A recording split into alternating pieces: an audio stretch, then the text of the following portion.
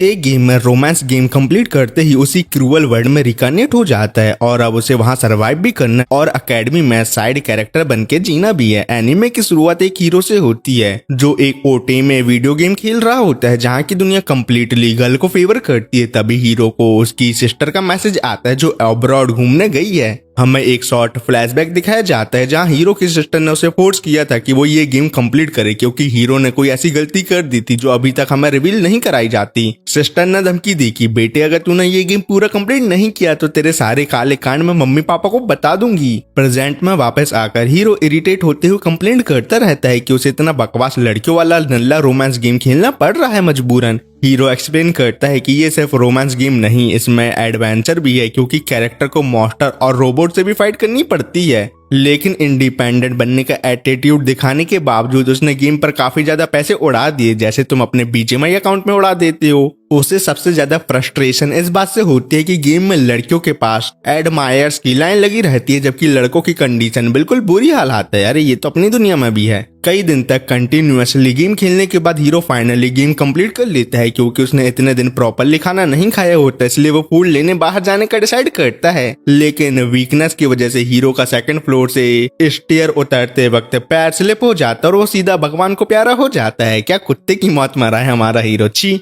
अगली बार जब हीरो की आंख खुलती है तब वो एक कम्प्लीटली अलग दुनिया में होता है जहां उसका नाम लियोन है। उसे ये सीनरी बहुत फैमिलियर लगती है। तब उसे रियलाइज होता है ये दुनिया बिल्कुल उसी वीडियो गेम जैसी है जिसे वो मरने के पहले खेल रहा था। वो शौक में सोचता है क्या मैं इतनी नल्ली मौत मर गया हूँ, वो भी डाटा ट्रांसफर किए बिना। तभी गेम की दुनिया के उसके पेरेंट्स उसके पास आते हैं और उसे डांटते हैं क्योंकि उन्हें एक नोबल फैमिली के घर जाना होता है। कुछ देर बाद वो लोग एक नोबल वुमेन सोला से मिलते हैं। सोला उन्हें याद दिलाते हैं कि बार्ट फोर्ड सरनेम उन्हें सिर्फ उसकी वजह से मिला है और वो वार्निंग देती है कि लियोन को प्रॉपरली एजुकेट किया जाना चाहिए। नल्ला कहीं का हट इधर से। कुछ टाइम बाद लियोन का बड़ा भाई निक उससे कहता है कि अगर वो लोग पढ़ाई नहीं करेंगे तो एकेडमी में एंट्री नहीं मिलेगी। निक कैजुअली बोलता है अगर लियोन को बीस्ट गर्ल या एल्फ गर्ल्स पसंद होती हैं तो एडमिशन इजीली मिल जाता है क्योंकि इस दुनिया में वुमेन ही एक्चुअल रूलर हैं। ये सुनते ही लियोन को एकदम से सब कुछ याद आ जाता है कि ये वही ओटेमे गेम की दुनिया है जिसे वो मरने के पहले खेल रहा था। जब वो अपनी बुक पर सेम एम्बलम देखता है जो गेम में था तब उसका डाउट कंप्लीटली कंफर्म हो जाता है। वो समझ जाता है कि उसका रिकार्नेशन उसी गेम के अंदर हुआ है और ये बात उसे बिल्कुल भी पसंद नहीं आती।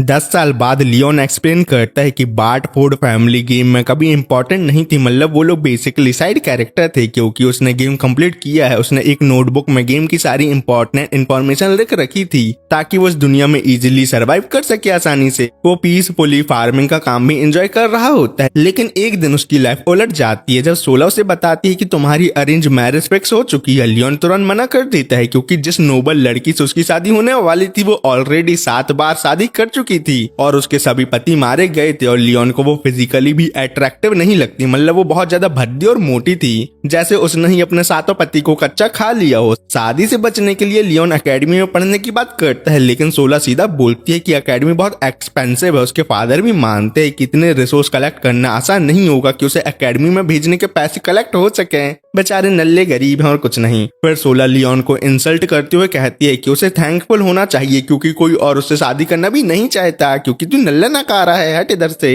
लियोन फिर भी रिफ्यूज कर देता है। तब सोला कोल्ड एक्सप्रेशन के साथ क्लियर वार्निंग देती है अगर उसने ये मैरिज एक्सेप्ट नहीं की तो उसे आर्मी में भेज दिया जाएगा जहां वो मर सकता है। ये सुनकर लियोन पैनिक में आ जाता है। फिर उसे याद आता है अरे मैंने तो ये गेम पूरा कंप्लीट किया है इसलिए मुझे तो यहाँ के हर सीक्रेट लोकेशन और हिडन आइटम के बारे में पहले से ही पता है। इसलिए वो कॉन्फिडेंटली बोलता है कि उसके पास ऑलरेडी एक प्लान है, बस उसे थोड़े पैसे चाहिए अपने प्लान को पूरा करने के लिए। बाद में वो अपने फादर वाल्कस से बात करता है और हमें पता चलता है कि सोला एक्चुअली वाल्कस की वाइफ है जिसके थ्रू उन्हें बार्ट फोर्ड सरनेम मिला हुआ जबकि लियोन की असली माँ का नाम लूस है। इस वक्त लियोन अपने फादर से एक फेवर मांगता है लेकिन वो क्या फेवर था हमें रिवील नहीं कराया जाता। कुछ घंटों बाद लियोन एक फ्लाइंग शिप में ट्रैवल करता हुआ दिखाई देता है। वो सोचता है अगर मैं ट्रूली गेम की दुनिया में आ गया हूँ तो सब कुछ मेरी मेमोरीज के अकॉर्डिंग ही होगा। वो मेंशन करता है कि गेम की हीरोइन ओलिविया और मैं एकेडमी में सेम ही ग्रेड में होंगे। तभी अचानक एक फ्लाइंग फिश उसके सामने आ जाती है। लियोन को याद आता है कि गेम में ये अच्छा एक्सपी का रिसोर्स था इसलिए वो बिना हेजिटेट किए उसे अपनी शॉटगन से उड़ा डालता है। काफी देर सर्च करने के बाद वो फाइनली उस जगह पहुंच जाता है जिसे वो इतनी देर से ढूंढ रहा था। समुंदर के अंदर एक स्ट्रेंज टेलीपोर्टर हिडन होता है। जैसे ही उसके पास जाता है एक डेंजरस व्हर्लपूल उसकी शिप को कम्प्लीटली डिस्ट्रॉय कर देता है और उसे किसी अननोन जगह टेलीपोर्ट कर देता है। लियोन सोचता है कि शिप डिस्ट्रॉय होने पर उसके फादर डेफिनेटली उस पर गुस्सा होंगे, लेकिन थोड़ी देर चलने के बाद उसे एंशिएंट रुइंस मिल जाते हैं जो बिल्कुल गेम वाले रुइंस जैसे लगते हैं। अंदर एंटर करते ही वो एक रोबोट को डिफीट करता है। तब हमें पता चलता है कि ये जगह एक्चुअली एक एंशिएंट लैबोरेटरी है। एक डेड बॉडी से की लेने के बाद लियोन रिस्ट्रिक्टेड एरिया में एंटर करता है जहां स्पेशल शिप रखी होती हैं और शॉकिंगली ये वही ओवर पावर आइटम थे जो उसने गेम में नल्ली मौत मरने से पहले परचेज किए थे। लेकिन जैसे ही वो एक शिप के अंदर एंटर करता है एक गार्डियन रोबोट उस पर अटैक कर देता है, लेकिन लियोन की दिखाकर उसे हुतिया बनाने की कोशिश करता है। लेकिन रोबोट तुरंत समझ जाता है कि वो ओरिजिनल साइंटिस्ट नहीं है बल्कि उसका हुतिया बना रहा है। लियोन ग्रेनेड भी यूज करता है पर उसका भी कोई इफेक्ट नहीं होता रोबोट पर। फिर रोबोट अपने क्लॉ से लियोन को पकड़ता है और इंटरोगेशन स्टार्ट करता है। रोबोट रियलाइज करता है कि अब दुनिया उसके क्रिएशन एरा से कम्प्लीटली अलग हो चुकी है। इसी वजह से वो डिक्लेयर करता है कि मैं रोबोट सभी न्यू ह्यूमन को एलिमिनेट करूंगा और शुरुआत होगी नल्ले लियोन से।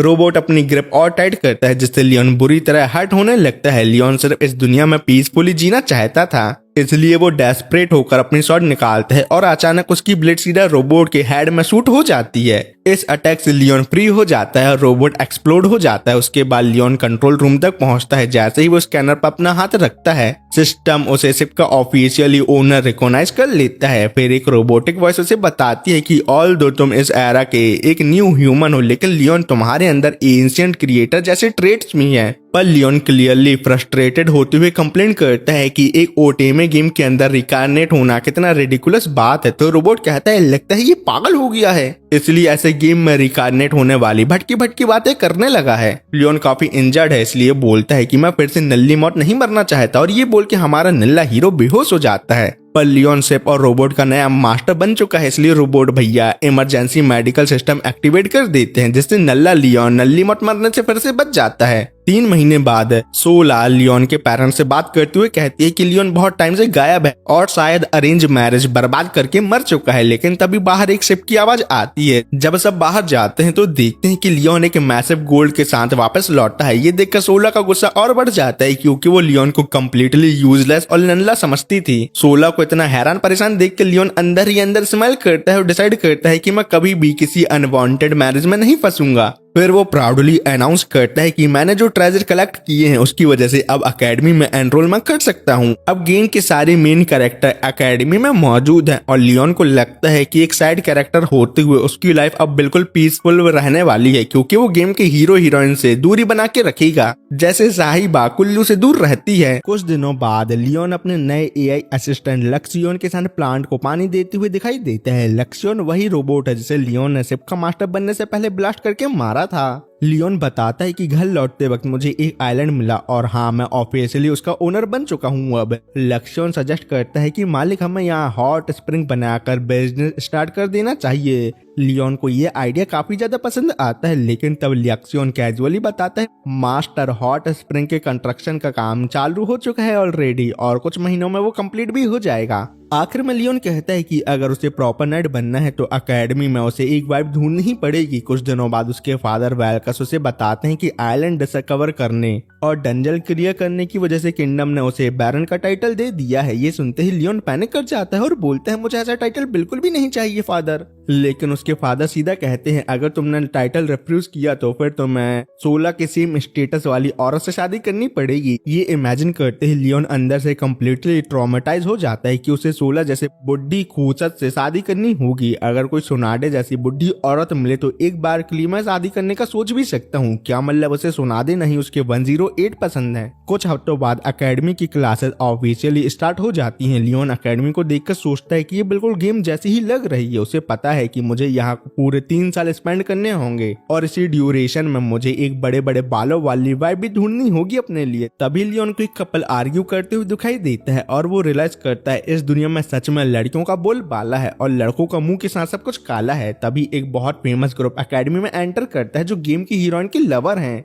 और उनके बीच ब्लू हेयर लड़का जूलियस भी होता है, पर 10 साल बाद भी लियोन उसे बिल्कुल भी पसंद नहीं कर पाता। थोड़ी देर बाद एक इम्पोर्टेंट ड्यूक की डॉटर एंजेलिका भी वहां अराइव करती है। लियोन उन दोनों को पर्सनली पसंद नहीं करता, लेकिन वो डिसाइड करता है कि मुझे किसी भी तरह अटेंशन अट्रैक्ट नहीं करना, इसलिए मेरा यहाँ चुप रहना ही बेहतर है मेरे लिए। कई घंटों तक सेरेमनी चलने के बाद लियोन बोर होते हुए बाहर आता है और सोचता है कि फॉर्मल इवेंट हर दुनिया में इक्वली बोरिंग होते हैं, चाहे वो गेम की दुनिया हो या रियल लाइफ। लेकिन तभी उसे शौक लगता है जब वो सुनता है कि मारिया नाम की एक लड़की ने जूलियस को थप्पड़ मार दिया। लियोन को तुरंत याद आता है कि गेम में इस मूवमेंट पर मारिया नहीं बल्कि कोई और हीरोइन ने खींच के जूलियस को लाफा मारा था। तब लियोन को पहली बार लगता है इस दुनिया में इवेंट ओरिजिनल गेम के अलग डायरेक्शन में जा रहे हैं, पता नहीं क्यों। कुछ घंटों बाद लियोन घर लौटता है, जहां लक्स लियोन उसे बताता है कि वो सिटी की इन्वेस्टिगेशन कर रहा था, क्योंकि लियोन ने उसे इस दुनिया के मैजिक सिस्टम रिसर्च करने को कहा था। लेकिन लियोन अभी एक नए मिशन पर फोकस कर रहा होता है, जो है एक टी पार्टी होस्ट करना।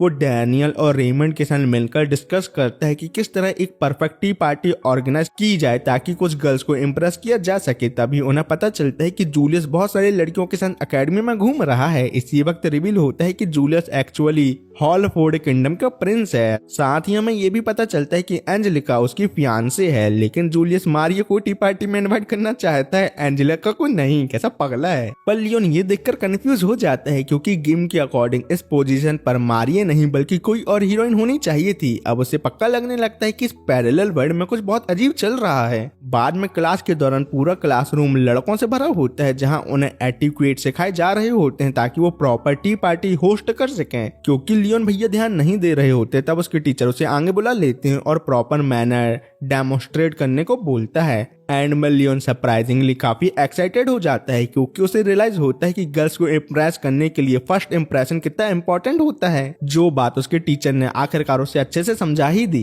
कुछ देर बाद वो स्नैक और टी प्रिपेयर करके प्रैक्टिस करता है। वो कुछ फीमेल क्लासमेट को इनवाइट भी करता है, लेकिन उनमें से सिर्फ एक लड़की ब्यूटीफुल होती है, बाकी सब नकली नकारी। पर वो सबसे टाइम पास करने आई थी जब तक उन्हें लियोन से बेटर टी पार्टी नहीं मिल जाती। टी पार्टी खत्म होने के बाद सब गर्ल्स वहां से चली जाती हैं। तभी लियोन बाहर कुछ नॉइज सुनता है और देखता है कि कुछ स्टूडेंट एक लड़की को बुली कर रहे हैं। जब वो ध्यान से देखता है तो शॉक हो जाता है, क्योंकि वो लड़की ओलिविया होती है, जो गेम की एक्चुअल हीरोइन है। लियोन सोचता है कि मुझे मेन स्टोरी लाइन में इंटरफेयर नहीं करना चाहिए, लेकिन फिर भी वो ओलिविया की हेल्प करता है और उसे टी ऑफर करता है। ओलिविया हैप्पीली उसके साथ बैठ जाती है और स्नैक टेस्ट करती है। यहाँ हमें पता चलता है कि ओलिविया एक कॉमनर है जो स्कॉलरशिप की वजह से एकेडमी में एंटर हुई है। इसी रीजन की वजह से बाकी सभी स्टूडेंट उसे बुली करते हैं कि तुम बहुत गरीब हो, नल्ली, भगो इधर से। थोड़ी सैड होकर ओलिविया कहती है, मैं मैजिक के बारे में और सीखना चाहती हूँ। लियोन तुरंत बोलता है कि वो किसी ऐसे इंसान को जानता है जो उन दोनों की हेल्प कर सकता है इस मामले में। फिर दोनों सीधा लियोन की बड़ी बहन से मिलने जाते हैं। वो एडवाइस देती है कि अगर ओलिविया तुम्हें एकेडमी में सरवाइव करना है तो तुम्हें अपनी क्लास की पॉपुलर गर्ल के साथ कनेक्शन बनाना होगा। ऐसा तुम शायद एक्सपेंसिव स्नैक गिफ्ट करके उनका फेवर जीत सकती हो। ओलिविया ये सुनकर नर्वस हो जाती है, क्योंकि स्नैक बहुत ही ज्यादा कॉस्टली होते हैं और वो तो नल्ली नकारी और गरीब है। इसलिए जेंटलमैन बनते हुए लियोन बोलता है कि पेमेंट वो करेगा, पर साफ दिख रहा होता है कि ऐसा करने में उसकी फटके चार हो रही है। बाद में ओलिविया की प्राइवेट मीटिंग एंजेलिका के साथ होती है। एंजेलिका अपने कंपेनियन को बाहर भेज देती है ताकि वो ओलिविया से अकेले बात कर सके।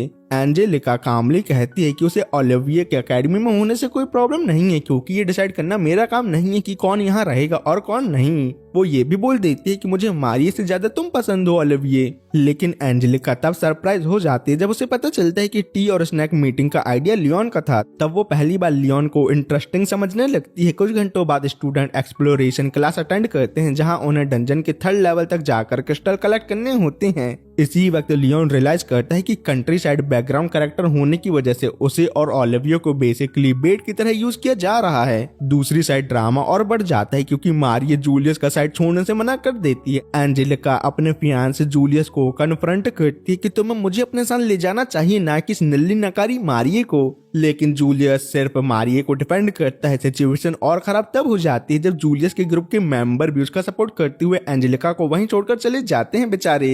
लियोन सोचता है कि ऑल दो इस दुनिया में वुमेन रूल करती हैं, लेकिन जूलियस और उसका ग्रुप एक्सेप्शन है, क्योंकि उनके पास एक्सट्रीमली हाई सोशल स्टेटस और पावर है। थोड़ी देर बाद लियोन और ओलिविया डंजन के 3rd लेवल तक पहुंच जाते हैं। ओलिविया एक क्रिस्टल कलेक्ट करके बहुत ही ज्यादा एक्साइटेड हो जाती है और कहती है, लियोन मैं मैजिक क्रिस्टल कलेक्ट कर करके तुम्हारे पूरे पैसे दे दूंगी जो तुमने एक्सपेंसिव कुकीज खरीद के मुझे एंजेलिका के साथ डेट पे भेजा था। लियोन मीनवाइल सोचता है कि उसे ओलिविये से डिस्टेंस मेंटेन करना चाहिए क्योंकि फ्यूचर में वो प्रिंस और उसके ग्रुप के साथ रहने जो वाली है। लेकिन जैसे ही वो दोनों एक चैम्बर में एंटर करते हैं वहाँ बहुत सारे मॉन्स्टर उनका वेट कर रहे होते हैं। लियोन लक्ष्योन द्वारा बनाई गई स्वॉर्ड निकालता है और एक एक करके मॉन्स्टर को डिफीट करना शुरू कर देता है, लेकिन एक मॉन्स्टर उसके हाथ में काट लेता है। पर कुछ देर बाद जूलियस का ग्रुप भी वहाँ पहुंच जाता है और यूजुअल ड्रामेटिक स्टाइल में मॉन्स्टर से फाइट करने लगते हैं वो लोग। जूलियस सिर्फ मारिये से कुछ वर्ड बोलता है और ये देखकर एंजेलिका क्लियरली जेलस हो जाती है। फाइट के बाद जूलियस इंजर्ड हो जाता है और मारिये तुरंत हीलिंग मैजिक यूज करके उसे हील करती है। एंजेलिका वरीड होकर उसके पास आती है, लेकिन शॉकिंगली जूलियस अपने फियांसे को ही ऑलमोस्ट इग्नोर कर देता है जैसे वो उसके लिए कोई मायने ही ना रखती हो। फिर वो मारिये का हाथ पकड़ता है और उसके साथ वहां से चला जाता है। ये देखकर आसपास के सब लोग एंजेलिका के लिए सिंपैथी फील करते हैं क्योंकि फियांसे होने के बावजूद जूलियस इसके साथ बहुत ही ज्यादा बुरा बिहेव कर रहा है। ये तो वही बात हुई, शादी करनी थी गर्लफ्रेंड से लेकिन गलती से हो गई उसी की दुश्मन से। इसी बीच लियोन भी मॉन्स्टर बाइट की वजह से इंजर्ड हो चुका होता है तो ओलिविया अपने हीलिंग मैजिक यूज करके उसे ट्रीटमेंट देती है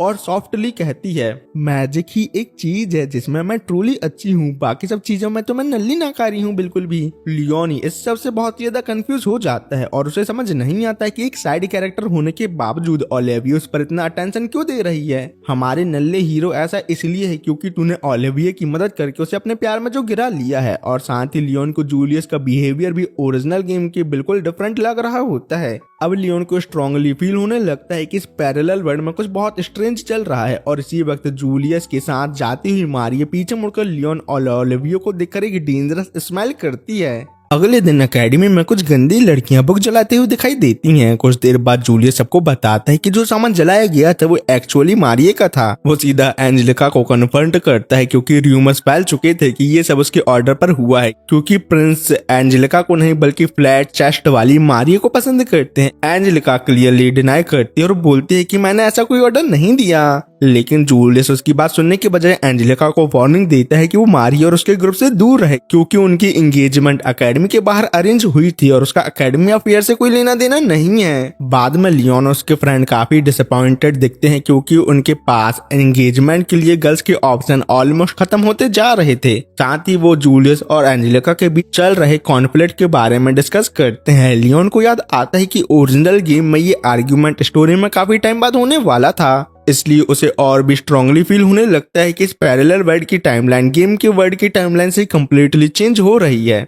कुछ देर बाद लाइब्रेरी में उसकी मुलाकात ओलिविया से होती है। लियोन उसे कैजुअली पूछता है कि मारिये किस टाइप की लड़की है। ये सुनकर ओलिविया थोड़ा नर्वस हो जाती है और पूछती है क्या लियोन को मारिये जैसी गर्ल्स पसंद है, मतलब तुम्हें बड़े बड़े बालों वाली नहीं बल्कि फ्लैट चेस्ट वाली लड़कियां पसंद हैं। तो लियोन गंदे मुझे सूंघने के बाद वाला एक्सप्रेशन बनाने के साथ सीधा बोल देता है कि वो एक्चुअली मैं मारिये को बिल्कुल भी पसंद नहीं करता बल्कि उल्टा नफरत करता हूँ। तब ओलिविया बताती है कि उसने सिर्फ एक बार मारिये से बात की थी जब उसने उसे अकेला देखा था और कंसर्न में पूछा था क्या वो ठीक है, लेकिन मारिये ने कोल्ड टोन में रिप्लाई दिया कि मुझे ओलिविया जैसे गर्ल से बिल्कुल सख्त नफरत, इसलिए मेरी नजर से दूर चली जाओ। ये सुनकर लियोन और कंफ्यूज हो जाता है कि मारिये इतना स्ट्रेंज बिहेव क्यों कर रही है। तभी दोनों कुछ लोगों की विस्परिंग सुनते हैं। लियोन तुरंत आवाज की तरफ जाता है और शॉक हो जाता है जब वो देखता है कि मारिये जूलियस के ग्रुप के एक मेंबर ब्राड को किस कर रही होती है। किस करने के बाद मारिये एकेडमी के हॉलवे में चलते हुए खुश होती है और सोचती है कि ये ओटोइमे गेम की दुनिया कितनी ज्यादा अमेजिंग है। तभी जूलियस और एक और लड़का जिल्क उसके पास आते हैं। जब उन्हें पता चलता है कि मारिये के पास कोई सर्वेंट नहीं है तो जिल्क ऑफर करता है कि वो उसके लिए सर्वेंट हायर कर देंगे। जब मारिये उनके साथ जाती है वो अंदर ही अंदर सोचती है कि अब वो इस ओटोइमे वर्ल्ड का पूरा एडवांटेज उठाएगी क्योंकि रियल वर्ल्ड में लोग उसे हमेशा नीचा दिखाते थे, लेकिन यहाँ सब लोग उसे पसंद करते हैं, खासकर लड़के, वो भी हैंडसम। उधर एंजेलिका के फ्रेंड उसे इन्फॉर्म करते हैं कि मारिये को अब पर्सनल सर्वेंट भी मिल गया है। ये सुनकर एंजेलिका उन्हें रूम से बाहर भेज देती है और अकेली बैठकर अपसेट फील करने लगती है बेचारी।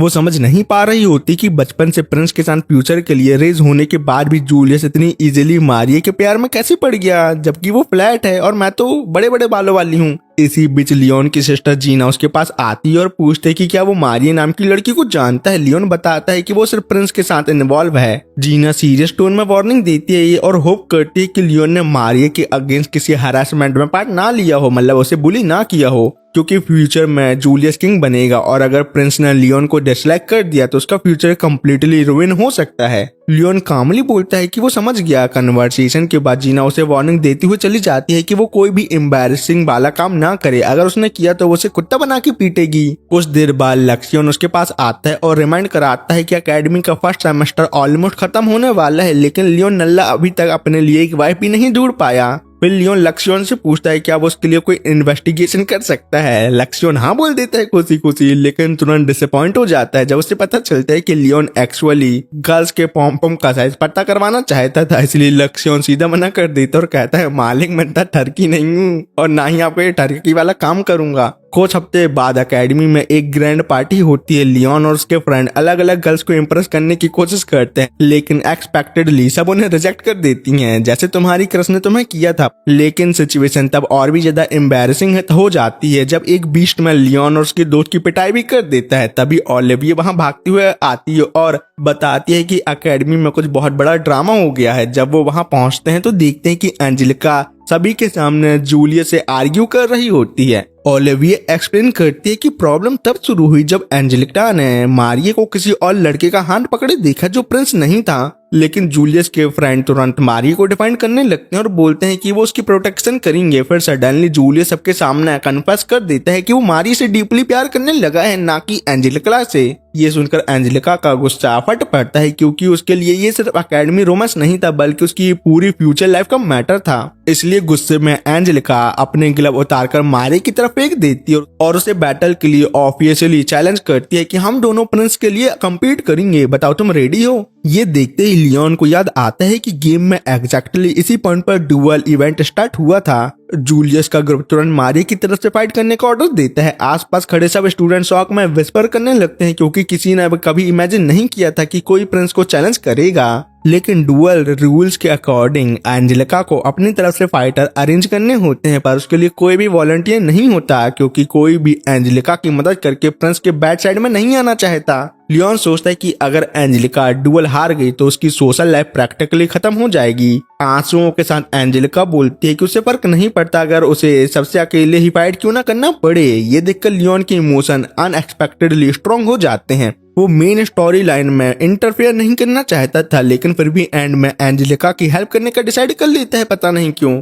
क्या मतलब एंजेलिका के बॉल इस ड्रेस में अच्छे लग रहे हैं, इसलिए लियोन उसकी मदद करने आगे आया है। एकेडमी के सब लोग ऑलरेडी जानते हैं कि लियोन वही एडवेंचर है जिसने डंजन क्लियर किया और हिडन आइलैंड भी डिस्कवर किया था। डुएल की कंडीशन सेट हो जाती है। अगर एंजेलिका की साइड जीत गई तो मारिया को प्रिंस से दूर रहना पड़ेगा, लेकिन मारिया भी एक कंडीशन रखती है। अगर उसकी साइड विनर बनती है तो एंजेलिका अपने फैमिली इन्फ्लुएंस का यूज करके प्रिंस से शादी करने में मदद नहीं लेगी। रिवॉर्ड डिसाइड होने के बाद लियोन फिर ओपनली प्रिंस और उसके कंपेनियन का मजाक उड़ाने लगता है, क्योंकि वो लोग एज्यूम कर रहे होते हैं कि लियोन कॉलोसियम में इजीली हार जाएगा। लियोन उन्हें बोलता है कि बकवास कम करे और एक्शन ज्यादा दिखाए। जब जेल के डिक्लेयर करता है कि वो लोग डुएल एक्सेप्ट करते हैं और लियोन अपनी साइड से 5 मेंबर चूज कर सकता है, लेकिन लियोन ओवर कॉन्फिडेंट स्टाइल में बोलते हैं मुझे किसी टीम की जरूरत नहीं है, क्योंकि मैं अकेले ही तुम 5 नल्लों को अकेले ही हैंडल कर लूंगा, बस फाइट 1-on-1 होनी चाहिए। आखिर में लियोन डायरेक्टली जूलियस को चैलेंज करता है और कहता है कि नल्ले प्रिंस तो मारिया को अपने आप से दूर जाता देखने के लिए रेडी हो जाओ। अब दूसरी तरफ मारिया अपसेट दिखती है, क्योंकि लियोन उसके प्लान रुइंस करने की कोशिश जो कर रहा होता है। तभी उसका सर्वेंट उसके रूम में खाना लेकर आता है। मारिया डिसगस्टेड एक्सप्रेशन के साथ सर्वेंट को देखते हुए सोचते है कि गेम का प्रोटैगनिस्ट उसके लिए किसी ओल्डर ब्रदर जैसा फील होता है। ये हिंट देता है कि शायद मारिया भी लियोन की तरह किसी और दुनिया से यहाँ आई है,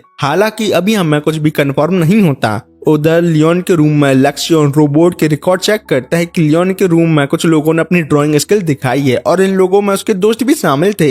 इतना ही नहीं, लियोन और प्रिंस के ग्रुप के बीच होने वाली बैटल में बहुत लोगों ने बैट भी लगाई है, तो लियोन कॉन्फिडेंटली बोलता है कि सब लोग उस पर बैट लगाएंगे क्योंकि मेन डुएल डेफिनेटली मैं ही जीतूंगा। लेकिन बैटिंग बोर्ड देखते ही उसका कॉन्फिडेंट पूरी तरह से चकनाचूर हो जाता है, क्योंकि लिटरली किसी को भी उसकी विक्ट्री पर भरोसा नहीं होता। बाद में एंजेलिका उससे मिलती है और रिक्वेस्ट करती है कि वो डुएल कैंसिल कर दे। लियोन मना कर देता है और बोलता है अगर वो पीछे हटा तो उसकी ऑलरेडी टाइनी रेपुटेशन और भी ज्यादा डिस्ट्रॉय हो जाएगी। एंजेलिका सैडली बताती है कि अब मेरे पास पहले जैसा इन्फ्लुएंस नहीं बचा, लेकिन लियोन कामली रिप्लाई करता है मुझे ड्यूक या किसी और को इम्प्रेस करने में कोई इंटरेस्ट नहीं है और मैं सिर्फ जूलियस और उसके एनोइंग ग्रुप को हराना चाहता हूँ क्योंकि मुझे वो सब बिल्कुल भी पसंद नहीं है। एंजेलिका इमोशनल होकर लियोन से कहती है तुम मेरे लिए अपनी लाइफ रिस्क में ना डालो, लेकिन लियोन कॉन्फिडेंटली जवाब देता है कि जूलियस और उसके फ्रेंड की पावर सिर्फ अकेडमी तक लिमिटेड है, इसलिए मैं उन्हें कॉम्बैट में कुत्ते की तरह मार के हराने वाला हूँ, तुम देखते बस रहो। अगले दिन फाइनली डुअल का वक्त आ जाता है। लियोन अपना बैटल सूट पहनता है और ओलिविया लियोन के पास उसे सपोर्ट देने आती है। जब लियोन बैटलफील्ड में एंटर करता है तब उसके opponent highly advance robot use कर रहे होते हैं, पर तभी लक्ष्योन आसमान से लियोन का रोबोट ड्रॉप करता है। लेकिन जैसे ही लियोन का रोबोट बैटलफील्ड में लैंड करता है सब लोग उसका मजाक उड़ाने लगते हैं क्योंकि वो एक पुराने जमाने का मॉडल जो होता है,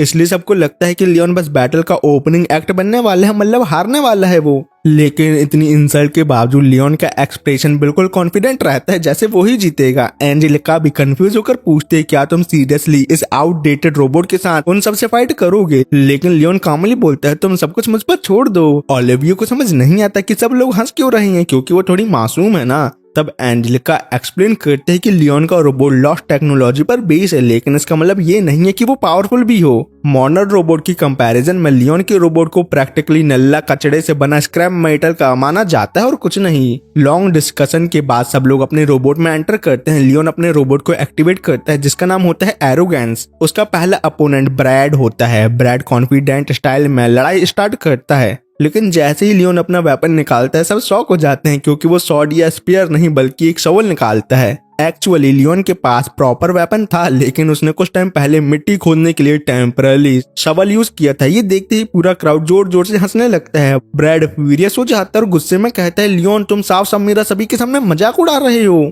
बैटल स्टार्ट होते ही ब्रैड फुल स्पीड में अटैक करता है। उसकी शॉट से मल्टीपल स्पेयर निकलते हैं और वो डायरेक्टली लियोन की तरफ चार्ज करता है, लेकिन लियोन कामली उसके सारे अटैक डॉज कर देता है और ये सब करने में लियोन के रोबोट को सिर्फ हल्का सा स्क्रैच लगता है, लेकिन काउंटर अटैक में लियोन सिर्फ एक ही स्ट्राइक में ब्रैड को जमीन चटा देता है, मतलब हरा देता है। फिर हमें लक्ष्योन एक्सप्लेन करता है कि लियोन ने बस लाइटली हिट किया था और इतना ही ब्रैड को नॉकआउट करने के लिए इनफ था। अगर वो फुल पावर यूज कर तो ब्रैड भगवान को प्यारा हो जाता। ये देखकर सब लोग कम्प्लीटली शॉक हो जाते हैं और एंटायर ऑडियंस साइलेंस में चली जाती है एक्सेप्ट लियोन का टीचर जो प्राउडली उसके लिए क्लैप कर रहे होते हैं। अपने टीचर को अपने लिए चेयर करता देख लियोन की आंखों में आंसू आ जाते हैं। एंजेलिका ये सब देखकर हंसी को रोक नहीं पाती और बोलती है कि लियोन सच में बहुत ही ज्यादा डेंजरस ट्रिकस्टर है। दूसरी तरफ मारिये का एक्सप्रेशन और भी ज्यादा इरिटेटेड हो जाता है क्योंकि बैटल उसके प्लान के अकॉर्डिंग नहीं जा रही थी। एंजेलिका फिर कंफ्यूज हो जाती है। अगर लियोन इतना स्ट्रांग था तो उसने इतना रिस्की चैलेंज एक्सेप्ट ही क्यों किया, क्योंकि अगर वो हार जाता तो उसकी पूरी लाइफ रुइन हो सकती थी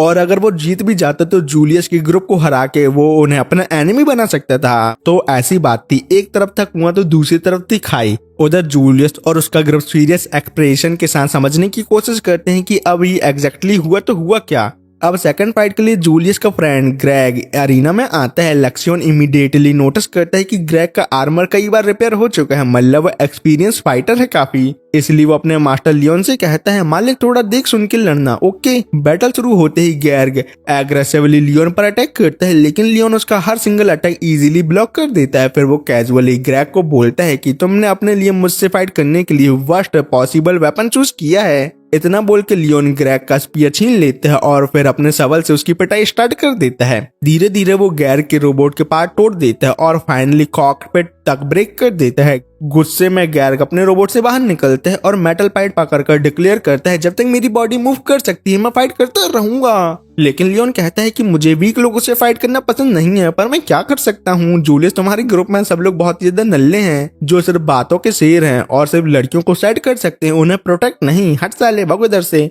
ये सुनकर ग्रेग फ्यूरियस हो जाता है जब लियोन उसे मिजरेबल और यूजलेस बोलता है। लियोन ओपनली कहता है कि मुझे तुम्हारे जैसे डिस्कस्टिंग नोबल बिल्कुल भी पसंद नहीं है। ग्रेग पाइप लेकर अटैक करने की कोशिश करता है, लेकिन रोबोट जज ऑफिशियली लियोन को विनर डिक्लेयर कर देते हैं। पूरी ऑडियंस फिर से शॉक में चली जाती है क्योंकि लियोन ने सेकंड मैच भी इजीली जीत लिया जो होता है। मारिये का फ्रस्ट्रेशन अब और भी बढ़ने लगता है क्योंकि उसके सारे प्लान स्लोली फेल जो हो रहे थे। अब तीसरा फाइटर क्रिस होता है। वो कामली बोलता है मैं लियोन को अपने बाकी उन दोस्तों की तरह अंडर एस्टिमेट नहीं करूंगा जो हारे गए पहले, बल्कि मैं स्टार्टिंग से ही लियोन से सीरियस फाइट करूंगा। लियोन बोर्ड एक्सप्रेशन के साथ जवाब देता है कि मैं होप करता हूँ ये सच हो। क्योंकि अब मैं तुम नल्ले लोगों को एक तरफा कुत्ते की तरह हराते हुए बोर हो चुका हूँ। फिर बैटल स्टार्ट होते ही लियोन थोड़ा पीछे हो जाता है और अपने ड्रोन रिलीज करता है जो कंटिन्यूअसली फायरिंग स्टार्ट कर देते हैं। क्रिस लियोन को कावड़ बोलता है और प्रॉपर क्लोज कॉम्बैट में फाइट करने को कहता है। फिर क्रिस शॉट लेकर लियोन की तरफ जंप करता है, लेकिन लियोन उसके अटैक को रोक देता है और अपने बेयर हैंड से क्रिस की शॉट तुम्हारी बंदी ने जैसे तुम्हारा दिल तोड़ा था ना वैसे ही तोड़ देता है। ये देखकर क्रिस तुम्हारी तरह शॉक हो जाता है और घुटनों पर गिर जाता है, जैसे जब तुम अपनी बंदी से भीख मांग रहे थे, तुम्हारे सिवा मेरा कोई नहीं है, प्लीज मत जाओ मुझे छोड़कर। क्रिस एकेडमी के बेस्ट स्वॉर्डमैन में से एक माना जाता था, फिर भी वो नियोल से इतनी इजीली हार गया जिससे सब उसे नल्ला स्वॉर्डमैन समझने लगते हैं। इतना ही नहीं, लियोन जले में नमक छिड़कते हुए उस क्रिस का मजाक उड़ाते हुए बोलता है, नल्ले स्वॉर्डमैन तुम जाकर मारिये से बात करो, शायद वो तुम्हारी मेहनत को अप्रिशिएट कर दे। ये सुनकर क्रिस कंप्लीटली ह्यूमिलेटेड फील करता है। उधर जिल्क बहुत ही ज्यादा नर्वस होने लगता है क्योंकि स्टूडेंट अपनी बैटिंग हारने की वजह से गुस्से में आ रहे थे धीरे धीरे। उसे पर्सनली हारने से कोई प्रॉब्लम नहीं थी, लेकिन प्रिंस की रेपुटेशन प्रोटेक्ट करना उसके लिए इम्पोर्टेंट था क्योंकि प्रिंस जूलियस उसके दूसरे पापा जो थे। कुछ देर बाद लियोन की सिस्टर जीना गर्ल्स के पास आती है। फिर सब एक जगह गैदर होते हैं और लियोन भी वहां पहुंचता है। गर्ल्स उसे बताती है कि जीना तुम्हारे लिए बहुत ज्यादा वरीड है और चाहती है कि तुम नेक्स्ट राउंड कैंसिल कर दो, लेकिन लियोन साफ साफ मना कर देता है और कॉन्फिडेंटली बोलता है, मैं परफेक्टली फाइन हूँ जैसे तुम देख सकती हो। जब वो अरीना की तरफ लौट रहा होता है, जब लक्ष्योन इसे इन्फॉर्म करता है कि आपके रोबोट के साथ सैबोटाज हुआ है। अपेरेंटली जिल्क ने जीना को मैनिपुलेट करके रोबोट पर मैजिक एक्टिवेटेड एक्सप्लोजिव लगा जो दिए होते हैं। लियोन कामली बोलता है उसे पता था जीना ऐसा कर सकती है, लेकिन वो भी जानता था कि नॉर्मल आर्मर के अनलाइक उसका स्पेशल रोबोट इजीली डिस्ट्रॉय नहीं होगा किसी भी कीमत पर। साथ ही वो ये भी कमेंट करता है कि जो लोग खुद को बहुत ज्यादा अच्छा दिखाते हैं वो अक्सर सबसे ज्यादा डिस्कस्टिंग होते हैं, और ये बात वो जिल्क को देखकर बोल रहा होता है। नेक्स्ट मैच स्टार्ट होते ही जिल्क बॉम्ब यूज करता है ताकि डिस्ट्रैक्शन क्रिएट हो सके। फिर वो हवा में ऊपर उठकर एंटी आर्मर फायर शॉट करता है, लेकिन अनएक्सपेक्टेडली उसके कोई भी अटैक का लियोन पर इफेक्ट नहीं होता। डेस्परेट होकर जिन फाइनली लियोन के रोबोट पर लगे एक्सप्लोजिव एक्टिवेट कर देता है। जीना नर्वस हो जाती है, लेकिन एक्सप्लोजन के तुरंत बाद लियोन अचानक हवा में जिल्क के बिल्कुल पास अपीयर होता है। जिल्क गुस्से में लियोन को थ्रेटन करता है कि मैं लियोन तुम्हारी फैमिली का फ्यूचर पूरी तरह से बर्बाद कर दूंगा क्योंकि तुम प्रिंस जूलियस को बेइज्जत करके हराने जो वाले हो, और मैं ऐसा होने नहीं दे सकता क्योंकि वो मेरे दूसरे पापा जो हैं। पर लक्ष्योन जो एडवांस रोबोट है, इसलिए उसने जिल्क की इस धमकी को रिकॉर्ड कर लिया था और उल्टा जिल्क को ही कहता है, अपनी नोबल अथॉरिटी का गलत इस्तेमाल करने से नल्ले तुम्हारी ही नोबल रेपुटेशन कंप्लीटली डिस्ट्रॉय मैं कर सकता हूँ, पापा के परे भगवे दर से। इतना ही नहीं, लियोन उसका मजाक उड़ाते हुए ये भी बोलता है कि हारते वक्त अपोनेंट को डराना सिर्फ कावर्ड और नामर्द लोग ही ऐसा करते हैं। फ्यूरियस होकर जिल्क अटैक करता है, लेकिन लियोन इरिटेट होकर उसे भी एक ही स्ट्राइक में फिनिश कर देता है। मारिये पैनिक करने लगती है, लेकिन जूलियस उसे काम रहने को बोलता है और कॉन्फिडेंटली कहता है कि मेरा रोबोट किंगडम की बेस्ट टेक्नोलॉजी से बना है, इसलिए मैं किसी भी कीमत में नहीं हारने वाला। जब जूलियस अरीना में एंटर करता है, पूरे स्टूडेंट लाउड चीयर करना स्टार्ट कर देते हैं, देखो हम सबके होने वाले पापा, अरे मतलब किंगडम के होने वाले किंग इस नल्ले लियोन जो सिर्फ एक बैरन है उसे हराने आ गए हैं। दूसरी तरफ मारिये सोचती है कि गेम में हमेशा बॉयज उसके लिए फाइट करते थे और उसे ये सिस्टम बहुत ही ज्यादा अमेजिंग लगता था, इसलिए मारिये इस स्टोरी की ट्रू हीरोइन बनना चाहती है और किसी रैंडम साइड कैरेक्टर जैसे लियोन को अपने प्लान रुइन करना नहीं देगी। लियोन मीनवाइल कॉन्फिडेंटली सोचता है कि अगर लोगों ने लियोन की पूरी टीम को डिफीट होते देखने के बाद भी उसकी विक्ट्री एक्सपेक्ट नहीं की तो वो सब नल्ले इडियट हैं। सिंपल वर्ड में वो ये कहना चाहता है, अबे नल्लो इतनी देर से तो मैं हरा रहा हूँ ना, उन लोग ने मेरे को नहीं हराया तो जीतेगा कौन, मैं कि वो। लियोन को पता था कि करंट टाइम में जूलियस अभी इनएक्सपीरियंस है, हालांकि फ्यूचर में वो बहुत ही ज्यादा पावरफुल बनने वाला है, लेकिन वो अभी नल्ला कमजोर है तो मैं उसे आसानी से निपटा सकता हूँ, मतलब हरा सकता हूँ। लड़ाई शुरू करने से पहले जूलियस रिस्पेक्टफुली एडमिट करता है कि मैंने कभी एक्सपेक्ट नहीं किया था कि मुझे पर्सनली लियोन से फाइट करनी पड़ेगी। ये चांस देखकर लियोन उससे पूछता है कि मेरे प्यारे प्रिंस तुम ओलिविये के बारे में क्या सोचते हो,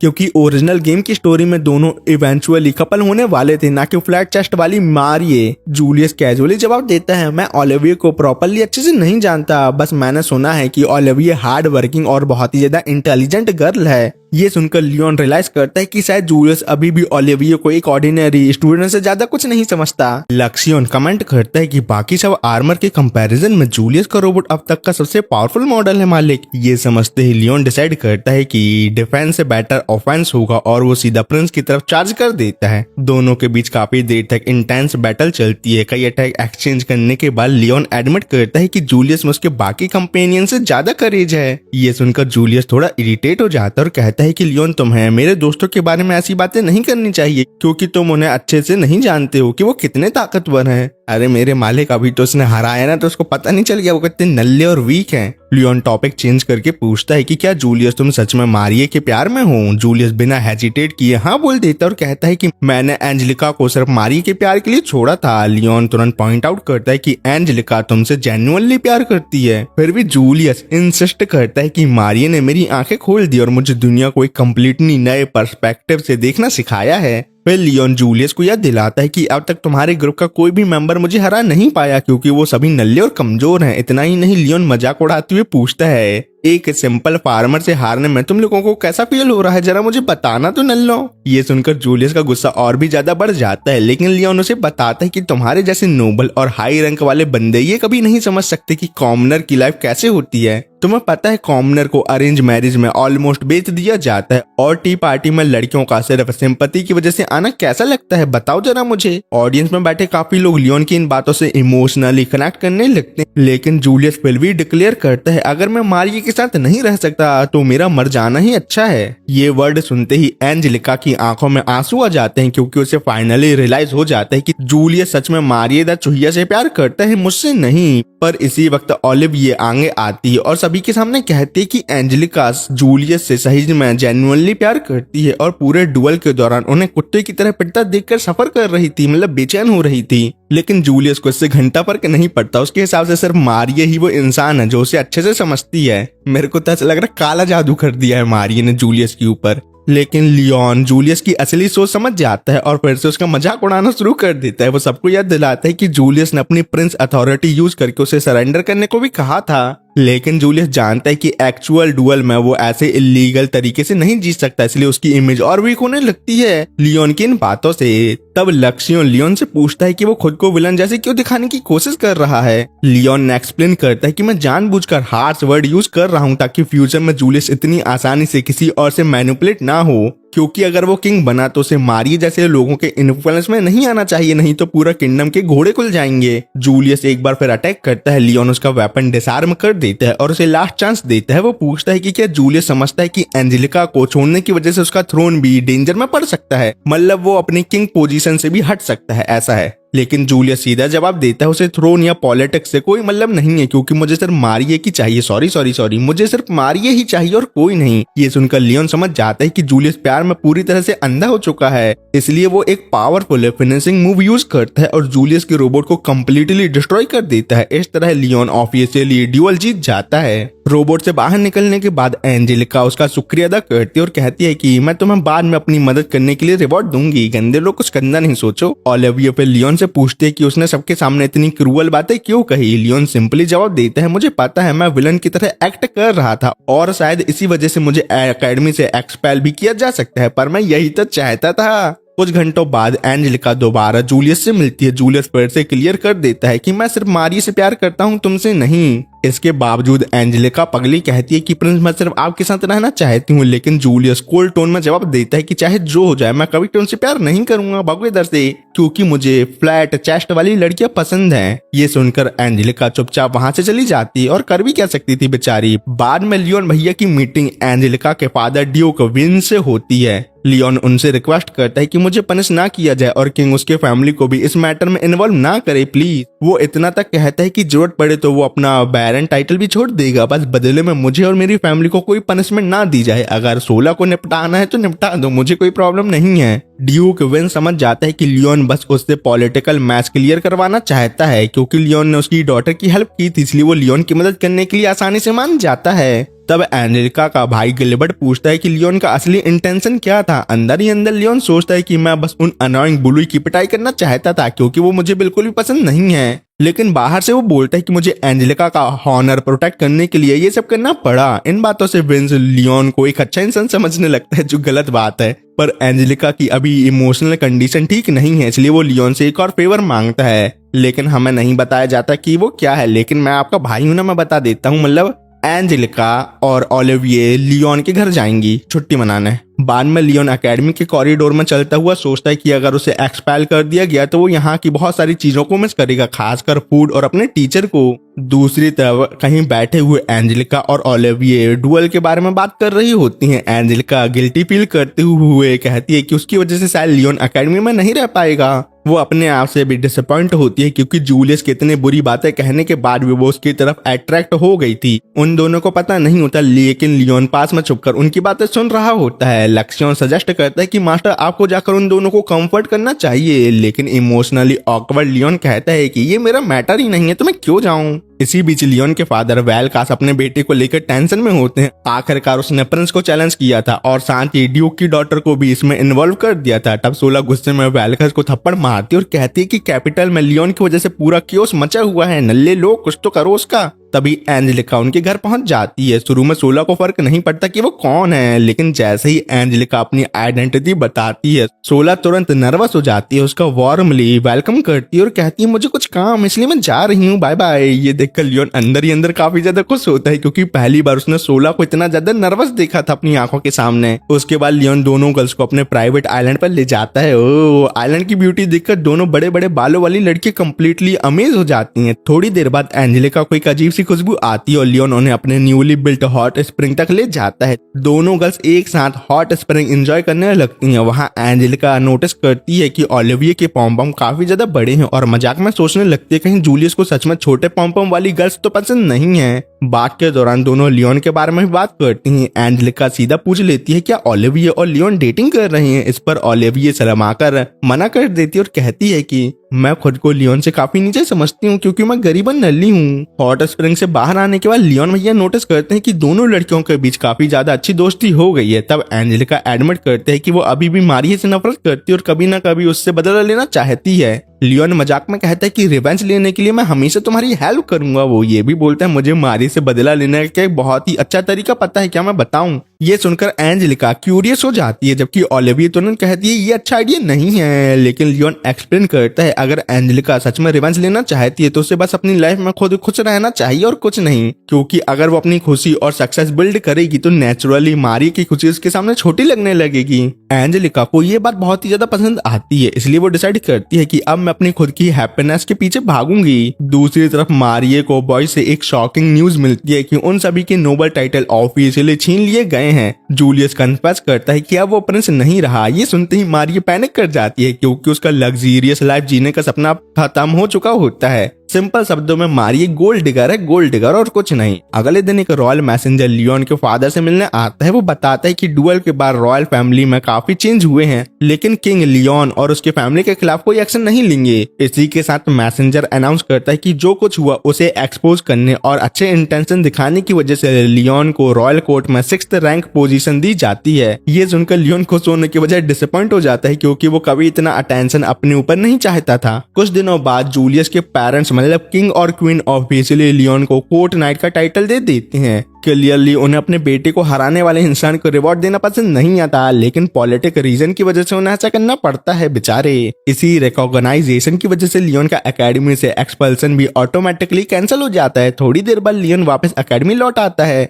अब जब सभी स्टूडेंट उसे डिसलाइक करते हैं, लियोन सोचता है शायद मेरे लिए गर्लफ्रेंड ढूंढना और आसान हो जाएगा। ये वो मजाक कर रहा है। तब लक्ष्यन उसे बताता है कि जूलियस और मारिया ऑफिशियली डेटिंग नहीं कर रहे। हाँ, जूलियस और उसका पूरा ग्रुप अब नोबल टाइटल लूज करने के बाद एडवेंचर की तरह काम करके अपना जीवन यापन करने लगा है। पर इस समय मारिया के हालात बहुत ही ज्यादा गिरे कुचले हो चुके हैं, मतलब वो परेशान हो चुकी है एडवेंचर कर करके। इसी वक्त एंजेलिका और ओलिविया उसके पास आती है और उसे कैफे चलने का इनविटेशन देती है। लियोन इनविटेशन एक्सेप्ट कर लेता है और अंदर ही अंदर सोचता है कि मेरे दोनों तरफ दो ब्यूटीफुल गर्ल्स हैं। लेकिन फिर भी मैं इन दोनों के साथ कुछ भी रोमांटिक प्रोग्रेस नहीं कर सकता क्योंकि उसके दिल में अभी भी ये बिलीव है कि मैं इस दुनिया का साइड कैरेक्टर हूँ, मेन कैरेक्टर नहीं। कुछ दिनों बाद एकेडमी का स्कूल फेस्टिवल स्टार्ट हो जाता है। लियोन और उसके फ्रेंड अपने स्टॉल की तैयारी में बिजी होते हैं। तभी ओलिविये और एंजेलिका मेड आउटफिट पहनकर वहां आती है और उन्हें देखते ही सब लड़के बिल्कुल स्टन रह जाते हैं। लियोन भी उन दोनों को देखकर को सेकंड के लिए स्पीचलेस हो जाता है। अब दोनों गर्ल्स इतनी अच्छी फ्रेंड बन चुकी होती हैं कि उनकी बॉन्डिंग देखकर लियोन को ऑलमोस्ट रोना आ जाता है, लेकिन उसे पता होता है कि मैं इन दोनों के साथ ज्यादा इन्वॉल्व नहीं हो सकता। इसी बीच जीना वहां पहुंचती है और उसका मूड काफी खराब लग रहा होता है। लियोन उसे टी सर्व करता है। तब जीना एडमिट करते है कि उसका एक फ्रेंड के साथ झगड़ा हो गया है और रीजन एक लड़का था। पर मेन बात तो ये है कि जीना ने अपने फ्रेंड के होने वाले पति को अपनी खूबसूरती से अपना बना लिया होता है। इसी वजह से दोनों लड़कियों के बीच लड़ाई हो गई।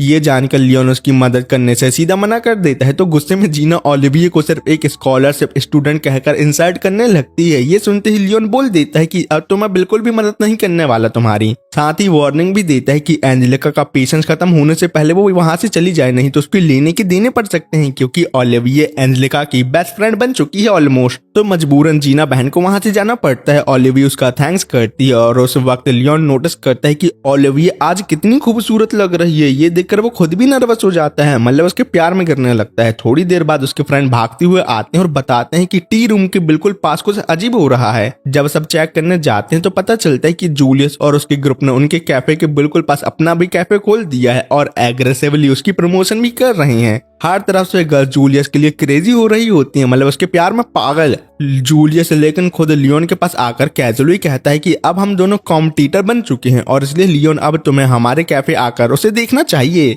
लियोन, ओलिविये और एंजेलिका क्यूरियोसिटी में उसका कैफे जाकर देखते हैं, लेकिन अंदर जाते ही लियोन शॉक हो जाता है क्योंकि वो कैफे से ज्यादा एक बार क्लब लग रहा होता है। और ये सब प्लान किसका हो सकता है? मारियो पगली का। लियोन तब हंसने लगता है जब उसे पता चलता है कि मारियो खुद को प्रिंसेस बुलवा रही है और ग्रुप के सारे बॉय उसका स्पेशल ट्रीटमेंट कर रहे हैं। मारियो कॉन्फिडेंटली लियोन को चैलेंज करती है और कहती है कि स्कूल फेस्टिवल में तुम्हें मैं हरा दूंगी। लियोन बिना किसी हेजिटेशन के चैलेंज एक्सेप्ट कर लेता है उसका। बाद में ओलिविये लियोन के कैफे की प्रमोशन करने निकलती है। तब वो कुछ गर्ल से बात करती है, लेकिन लड़कियां ओलिविये का मजाक उड़ाती है और कहती हैं, अरे तुम तो एक स्कॉलर स्टूडेंट हो, भागो इधर से, हटो इधर से, हमको चाहिए नहीं गंदे लोग, और इसी वजह से हम तुम्हारे कैफे की कॉफी भी नहीं पीएंगे, क्या पता उसमें नाली का पानी मिला दिया हो तुमने। लेकिन जैसे ही उन्हें ये पता चलता है कि ओलिविये एंजेलिका की फ्रेंड है, वो तुरंत वहां से पतली गली से निकल जाती हैं क्योंकि वो एक ड्यूक की फैमिली से पंगा नहीं ले सकती थीं। इसी वक्त कार्ला नाम की एक लड़की सामने आती है और कहती है कि उसे लियोन का कैफे काफी ज्यादा इंटरेस्टिंग लग रहा है। प्रेजेंट में वापस आकर सब लड़के डिसाइड करते हैं कि हमें फेस्टिवल के पहले दिन अपना 100% देना होगा।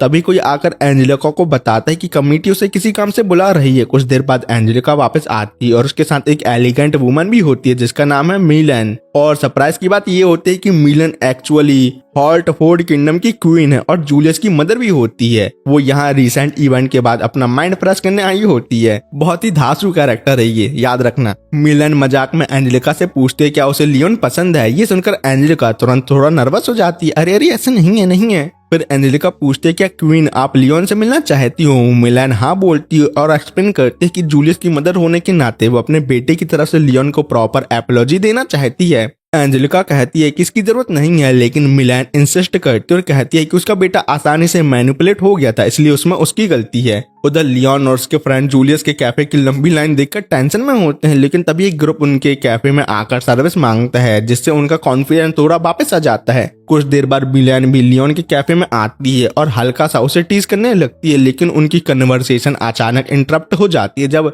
स्टेफनी नाम की एक लड़की अपने ग्रुप के साथ वहां आ जाती है और लियोन को इंसल्ट करना शुरू कर देती है। वो अभी तक लियोन भैया से गुस्सा होती है क्योंकि डुअल के दौरान बहुत सारे लोगों ने बैट हारी थी और उसके हिसाब से इस सब का जिम्मेदार लियोन था, क्योंकि सभी लोगों ने प्रिंसेस जूलियस पर बैट लगाया था, अपने हीरो पर नहीं। एंजेलिका ये सब देखकर बीच में आती है। वो स्टेफनी को पहचान लेती है जो काउंट ऑफरी की डॉटर है और उसके ड्यूक फैमिली की राइवल। पर स्टेफनी एरोगेंस के साथ हमारी बेचारी ओलिविये का मजाक उड़ाती है और उसे स्कॉलरशिप स्टूडेंट और एंजेलिका का पैट कहकर इंसल्ट करने लगती है। साथ ही वो ये भी कहती है कि नोबल फ्रेंड खो देने के बाद एंजेलिका अब कॉमनर के साथ टाइम स्पेंड कर रही है। ये सुनकर लियोन गुस्से में उसे काम डाउन करने को कहता है, लेकिन स्टेफनी के ग्रुप में से एक आदमी आगे बढ़कर लियोन को थप्पड़ मार देता है। इसी वक्त क्वीन मिलान बीच में आती है और पोलाइटली स्टेफनी से कहती है कि पेमेंट करके तुम यहाँ से चुपचाप चले जाओ। तो स्टेफनी बिना जाने मिलान का भी मजाक उड़ा देती है और भरता भर देती है, क्योंकि उसे पता नहीं होता कि वो किंगडम की क्वीन है। पर बस यहाँ ही लियोन का पेशेंट पूरी तरह से जवाब दे देता है और वो एकदम एग्रेसिव मोड में चला जाता है और स्टेफनी के साथ आए सब आदमियों की पिटाई कर देता है।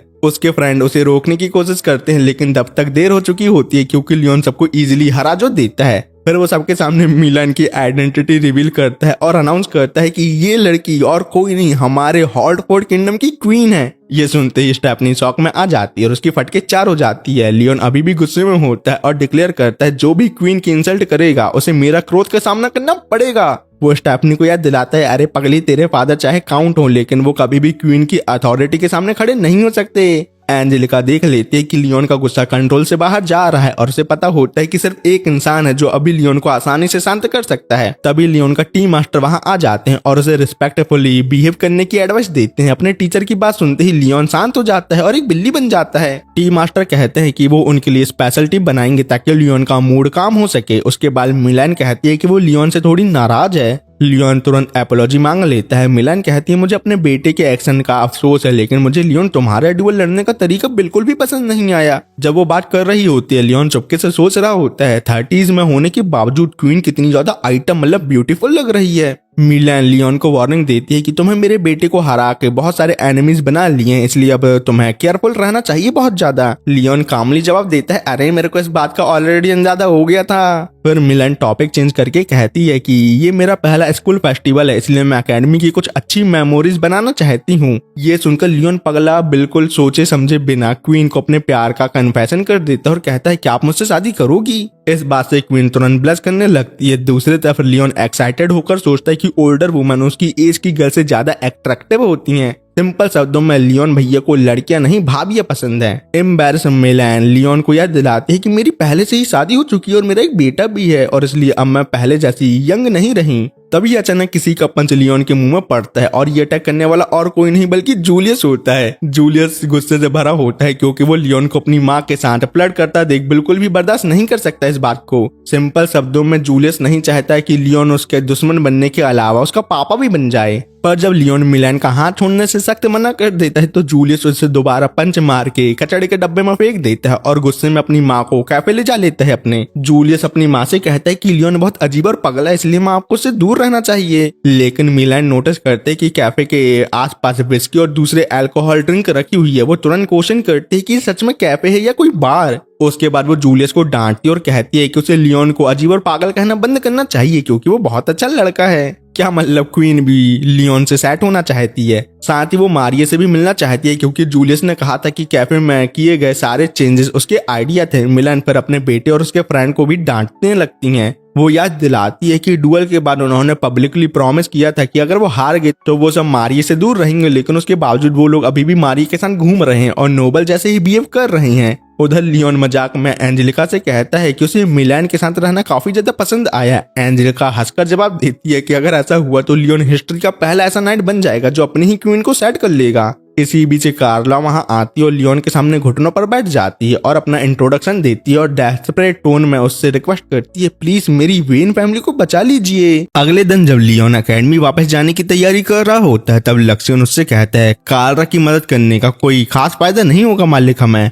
लेकिन लियोन जवाब देता है, फेस्टिवल के दौरान मैं उसकी मदद जरूर करूंगा क्योंकि ओलिविया ने मीडिएटर बनकर सबको संभाला था और ये जानने के बाद भी मैंने मदद नहीं की तो ओलिविया बेचारी की रेपुटेशन पर बहुत बुरा असर पड़ सकता है। कुछ देर बाद लड़के नोटिस करते हैं कि स्टेफनी के ओलिविया को पैट कहने के बाद ओलिविया और एंजेलिका के बीच में पहले जैसी क्लोजनेस नहीं रही। ये देखकर लियोन सबको एक दिन की छुट्टी दे देता है। जब एक लड़का कहता है कि कैफे काफी खाली लग रहा है तब लियोन बताता है कि फेस्टिवल के आखिरी दिन यहाँ जबरदस्त भीड़ होगी क्योंकि उसी दिन फ्लाइंग मोटरसाइकिल रेस होने वाली है। जो पोस्टर देखकर लड़कियां सोचने लगती हैं जिल्क पर बेड लगानी चाहिए या नहीं। दूसरी तरफ मारिया के दिमाग में पैसे कमाने का ख्याल आता है, तब उसका सर्वेंट उसे सीधा जिल्क पर बेड लगाने की सलाह देता है। लेकिन मारिया साफ साफ मना कर देती है और मनी मन कहती है अपनी पिछली जिंदगी में मेरा बॉयफ्रेंड बहुत गैम्बलिंग का बहुत बड़ा एडिक्ट था, इसलिए अब मैं अपनी न्यू लाइफ पर सट्टेबाजी से बहुत दूर रहना चाहती हूँ। लेकिन कुछ ही देर बाद एंजेलिका और ओलिविया हैरान रह जाती हैं ये देख कि लियोन एक प्रोफेशनल जुआरी की तरह फ्लाइंग मोटरसाइकिल कंपटीशन पर पैसे लगा रहा है। लियोन को सट्टेबाज बनता देख दोनों लड़कियों से समझाती है अगर लियोन तुम ऐसे ही गैम्बलिंग करते रहे तो सब कुछ हार बैठोगे, शायद हमें भी।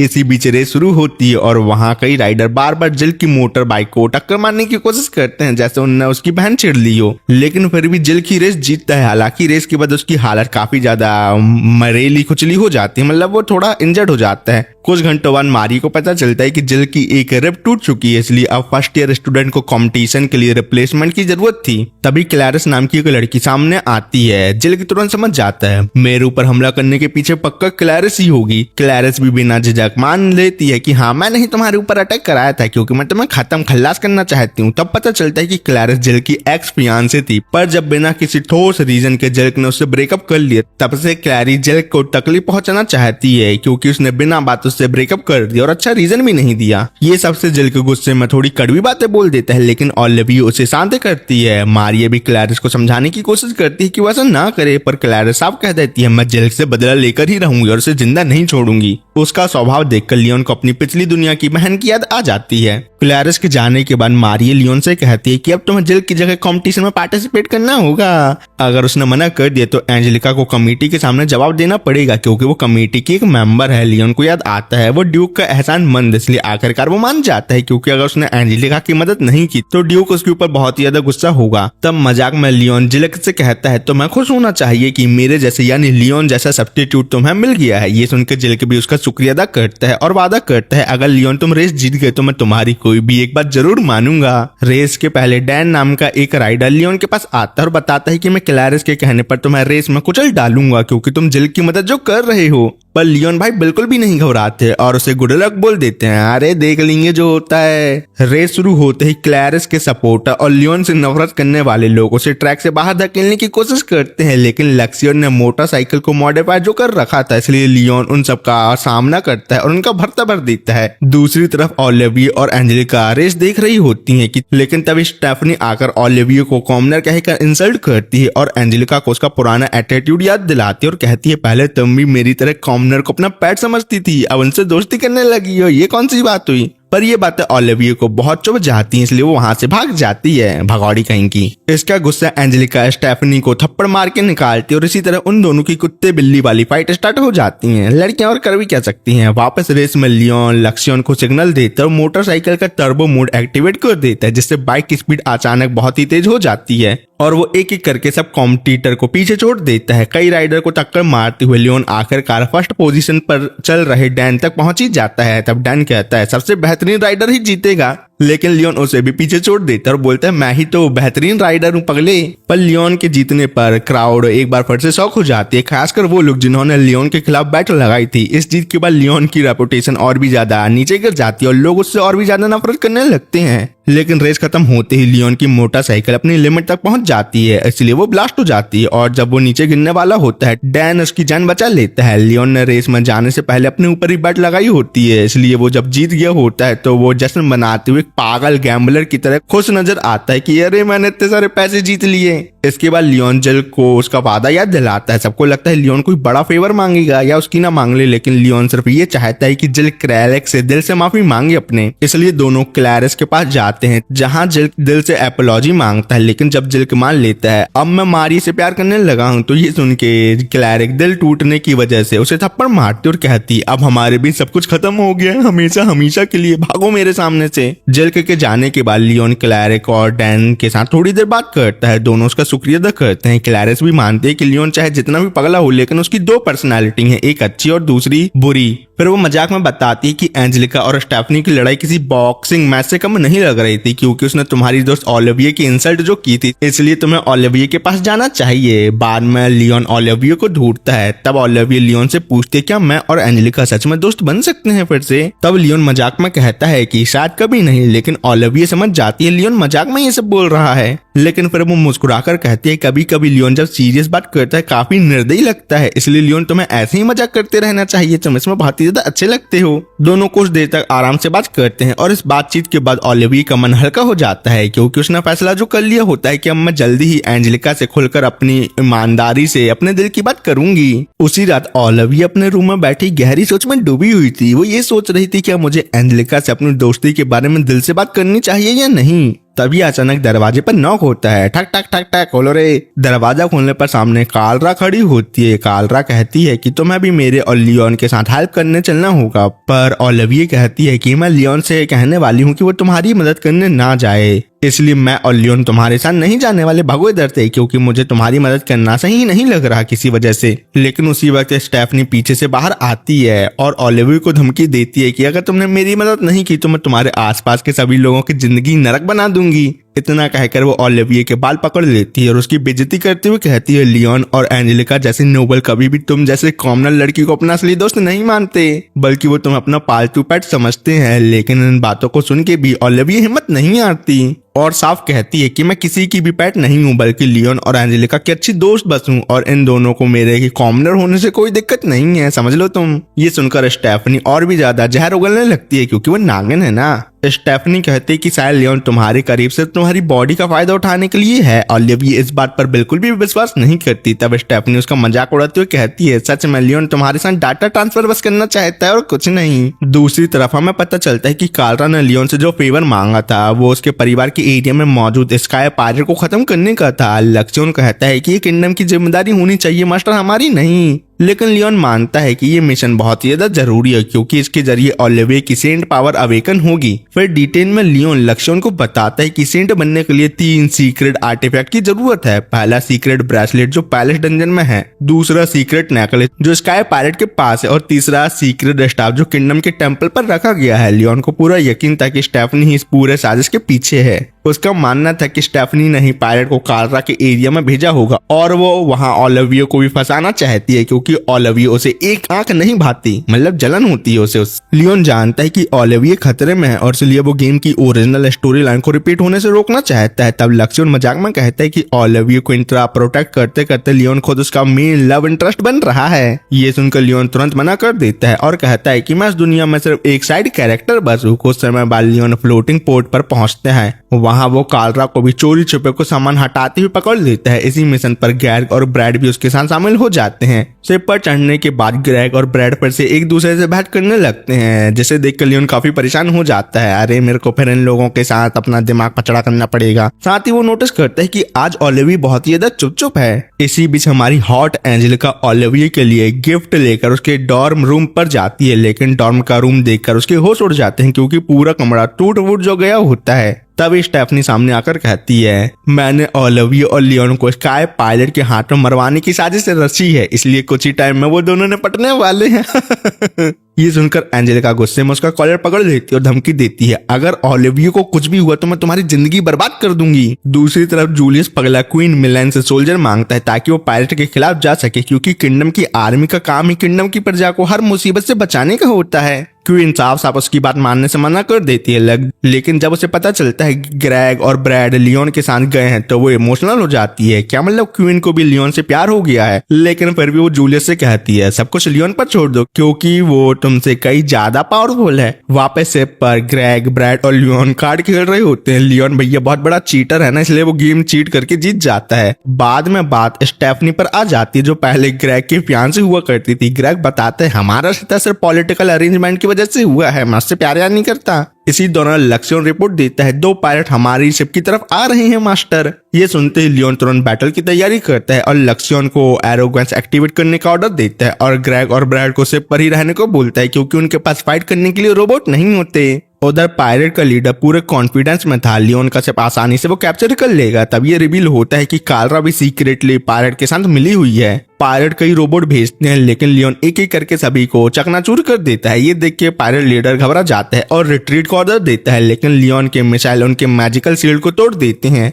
और लियोन उनके शिप को कैप्चर कर लेता है। तो ना चाहते हुए आखिरकार पायलट को लियोन के सामने सरेंडर करना ही पड़ता है। कालरा को यकीन नहीं होता कि पायरेट्स हार गए। डर के मारे वो ये तक सोचने लगती है सारा दोष मैं ओलिविया पर डाल दूंगी क्योंकि अगर सच सामने आ गया कि मैं पायलट के साथ मिली हुई थी तो मैं मुसीबत में पड़ सकती हूँ। कुछ देर बाद सिर्फ एक फ्लोटिंग फ्लोटिंग आइलैंड पर पहुंच जाती है जहां कालरा के पिता सामने आते हैं। तब लियोन कहता है, मैंने आपकी बेटी के कहने पर पायरेट्स को हरा दिया, इसलिए आप हमें हमारा रिवॉर्ड देकर हमें यहाँ से जाने दो। ये सुन के पापा हैरानी में कहते, पगले हो क्या, मेरा आइलैंड कभी पायरेट्स के निशाने पर था ही नहीं, तो मैं तुम्हें उन्हें हराने के पैसे क्यों दूं, सटकेले हो क्या तुम। ये सुनकर कालरा बुरी तरह घबरा जाती है और गीली हो जाती है नीचे से, क्योंकि उसके पास बचने का कोई रास्ता नहीं बचता, इसलिए वो लड़कियों वाला काम करने लगती है, अरे मतलब रोने लगती है। रोने के बाद मैं कालरा सबको कन्फेस कर देती है और मान लेती है मैं सिर्फ स्टेफनी के ऑर्डर फॉलो कर रही थी, और अगर मैं ऐसा नहीं करती तो स्टेफनी मेरी फैमिली को हाई नोबल अथॉरिटी का यूज करके सड़क पर ले आती। इन बातों को इग्नोर मार के लियोन और लक्ष्मण को ये पता चलता है कि मेन पायरेट शिप अभी भी बच निकला है और सीक्रेट नेकलेस अब तक उनके हाथ नहीं लगा। मिशन के बाद लियोन ओलिविया के पास जाता है। वो नोटिस करता है कि ओलिविया बहुत उदास है। जैसे ही लियोन ओलिविया के कंधे पर हाथ रखने की कोशिश करता है, ओलिविया पीछे हट जाती, भाग रही, मेरे को हाथ नहीं लगा। क्योंकि स्टेफनी की बातों से ओलिविया का कॉन्फिडेंस टूट गया होता है, इसलिए अब उसे अपने कॉमनर होने पर भी शर्म महसूस होने लगती है। इसलिए तो ओलिविया लियोन से पूछती है, तुम मुझे इतने अच्छे से ट्रीट और हमेशा मेरी मदद क्यों करते हो लियोन। आगे ओलिविया रोते हुए पूछते है, कहीं लियोन तुम मेरी मदद और केयर सिर्फ मेरी बॉडी की वजह से तो नहीं करते हो ना। मैं सीधा सीधा पूछती हूँ, क्या तुम मेरे साथ सिर्फ डाटा ट्रांसफर करना चाहते हो या नहीं। इन बातों को सुनकर लियोन भैया सनबना जाते हैं और सीधा मना कर देते हैं, नहीं नहीं मैं नहीं करना चाहता। लेकिन ओलिविया आंसुओं के साथ कहते हैं कि मेरे पास ऐसा कुछ भी नहीं है जो सच में लियोन को पसंद आए, तो तुम मेरे साथ क्यों हो। ये सुनकर लियोन को एहसास होता है कि कहीं ना कहीं मैं ओलिविया के साथ इसलिए भी अच्छा था क्योंकि वो गेम की हीरोइन और फ्यूचर सेंट थी। आंसुओं के साथ ओलिविया कहती है, मैं सिर्फ लियोन और एंजेलिका की दोस्त बनना चाहती थी ना, तुम लोगों का पैट या खिलौना बनकर रहना चाहती थी। यह स्टेफनी के जहरीले शब्दों ने ओलिविया के दिल और दिमाग को बुरी तरह चोट पहुंचा दी होती, इसलिए तो वो ऐसी बहकी बहकी बातें बोल रही होती है लियोन को। ओलिविया के साथ हुई बात के बाद लियोन काफी परेशान हो जाता है और लक्ष्मण से इस बारे में बात करता है। लक्ष्मण का कहना क्या था कि स्टेफनी की लगातार हारेसमेंट की वजह से ओलिविया मेंटली बहुत ज्यादा प्रेशर में है। फिर वो एक कड़वी बात बोलता है कि शायद लियोन भाई आप भी अनजाने में ओलिविया को एक पैट की तरह ट्रीट करने लगे थे। ये सुनकर लियोन गुस्से में लक्ष्मण को मुक्का मार देता है, तो लक्ष्मण कहता है, अरे मालिक मेरे को नहीं लगने वाली, मैं मेटल का बना हुआ हूँ, तुम्हारा हाथ टूट जाएगा लेकिन मेरा बॉडी नहीं टूटेगी। फिर लक्ष्मण वापस उठता है और शांत तरीके से कहता है, मुझे समझ आ गया मास्टर, आपको गुस्सा निकालना था, आपने मेरे ऊपर निकाल लिया लेकिन आपकी खुद की हड्डी न टूट जाए। उस देर बाद ब्रैड तलवार लेकर प्रैक्टिस करने वहां आता है, जहां वो मान लेता है कि मेरा फ्यूचर में गोल लियोन को डुअल में हराना है। लियोन भी तुरंत जवाब देता है, अबे मैं पहली बार तो जीत गया हूँ तो दोबारा तुम नल्ले लोगों से कैसे हारूंगा, पगले होकर तुम लोग। पर ब्रैड कहता है, मुझे और स्ट्रांग बनना है क्योंकि ग्रुप में सबसे कमजोर मैं ही हूँ। हालांकि ब्रैड भैया के यहाँ कॉन्फिडेंस बिल्कुल भी कम नहीं हुआ था क्योंकि वो खुद को जूलियस के ग्रुप में सबसे हैंडसम जो मानता था और मारिये का दिल जीतने का सपना देखता था, वो भी रात दहाड़े। इस पर लियोन सीधा बोल देता है कि मारिये बाहर और अंदर दोनों से बदसूरत है और बहुत ही ज्यादा छिटंकी भी है। बस फिर क्या, ये सुन के ब्रैड और लियोन के बीच बहस शुरू हो जाती है। तभी वहां एक रोबोट उन्हें वुडन स्टिक देता है और दोनों स्पैरिंग करने लगते हैं। फाइट के दौरान लियोन को एहसास होता है कि ब्रैड सिर्फ मारी को इम्प्रेस करने के लिए मेहनत कर रहा है, जबकि वो खुद अभी तक ये समझ नहीं पाई कि ओलिविया का दुख का सामना कैसे करे। आखिर में लियोन स्पैरिंग जीत जाता है और ब्रैड ये कहकर वहां से चला जाता है, एक दिन मैं फिर तुम्हें चैलेंज करूंगा और तुम्हें सच में उस दिन हरा ही दूंगा।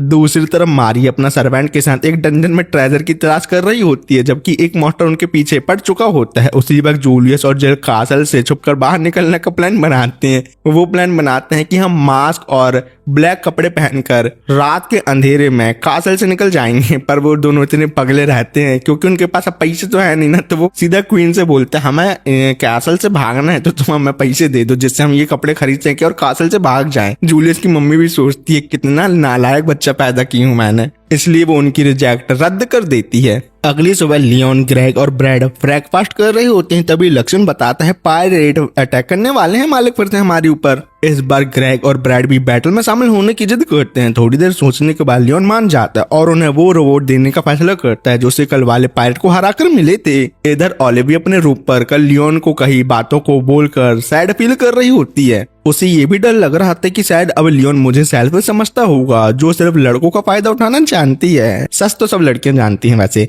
तभी पायरेट अटैक कर देता है। ओलिविया देखते हैं कि सिर्फ एक पावरफुल बैरियर से प्रोटेक्टेड है और कई पायरेट से भी गिरती जा रही हैं। उसे समझ आ जाता है कि मेरा प्यारा लियोन ही पायरेट से लड़ रहा है, लेकिन बैटल के बीच लियोन एक पल के लिए डिस्ट्रैक्ट हो जाता है और एक भारी अटैक वो खा जाता है। ये देखकर ओलिविया घबरा जाती है और सिक्योरिटी रोबोट को अपनी मैजिकल पावर से रोक के शिप के टॉप पर चली जाती है, जिससे वो लियोन की मदद कर सके, पर वहाँ उसका सामना एक जाइंट रोबोट से हो जाता है। रोबोट उसे पकड़ने ही वाला होता है कि तभी ब्रैड आकर ओलिविया की रक्षा करता है, लेकिन पायरेट्स उसे कुत्ते की तरह मारकर हरा देता है। इसी दौरान लक्ष्मण लियोन को बताता है कि पायरेट लीडर ओलिविया और ब्रैड के पास आ गए हैं। ये सुनकर लियोन तुरंत वहां पहुंचता है और देखता है कि ब्रैड और ग्रेग ओलिविया को बचाने की कोशिश कर रहे हैं। ये देख के लियोन खुद को याद दिलाता है, मैं सिर्फ एक साइड कैरेक्टर हूँ, इसलिए मुझे गेम की ओरिजिनल स्टोरी में दखल नहीं देना चाहिए, क्योंकि ओरिजिनल गेम स्टोरी में सभी मेन कैरेक्टर ओलिविया को प्रोटेक्ट जो करते थे। पर ये जानते हुए भी लियोन खुद को रोक नहीं पाता और कुछ ही अटैक में पायरेट्स के जाइंट रोबोट को तबाह कर देता है। रोबोट टूटने के बाद पायरेट लीडर बाहर आता है और लियोन के सामने अपने आप को सरेंडर कर देता है, लेकिन लियोन भाई पायरेट की सरेंडर को एक्सेप्ट नहीं करते, उल्टा उसका मजाक उड़ाने लगता है। अरे बहुत पायरेट बनता था ना, अब देख कैसा हो गया, फाइट करना तू मेरे से, फाइट क्यों नहीं कर रहा तू, हट इधर से।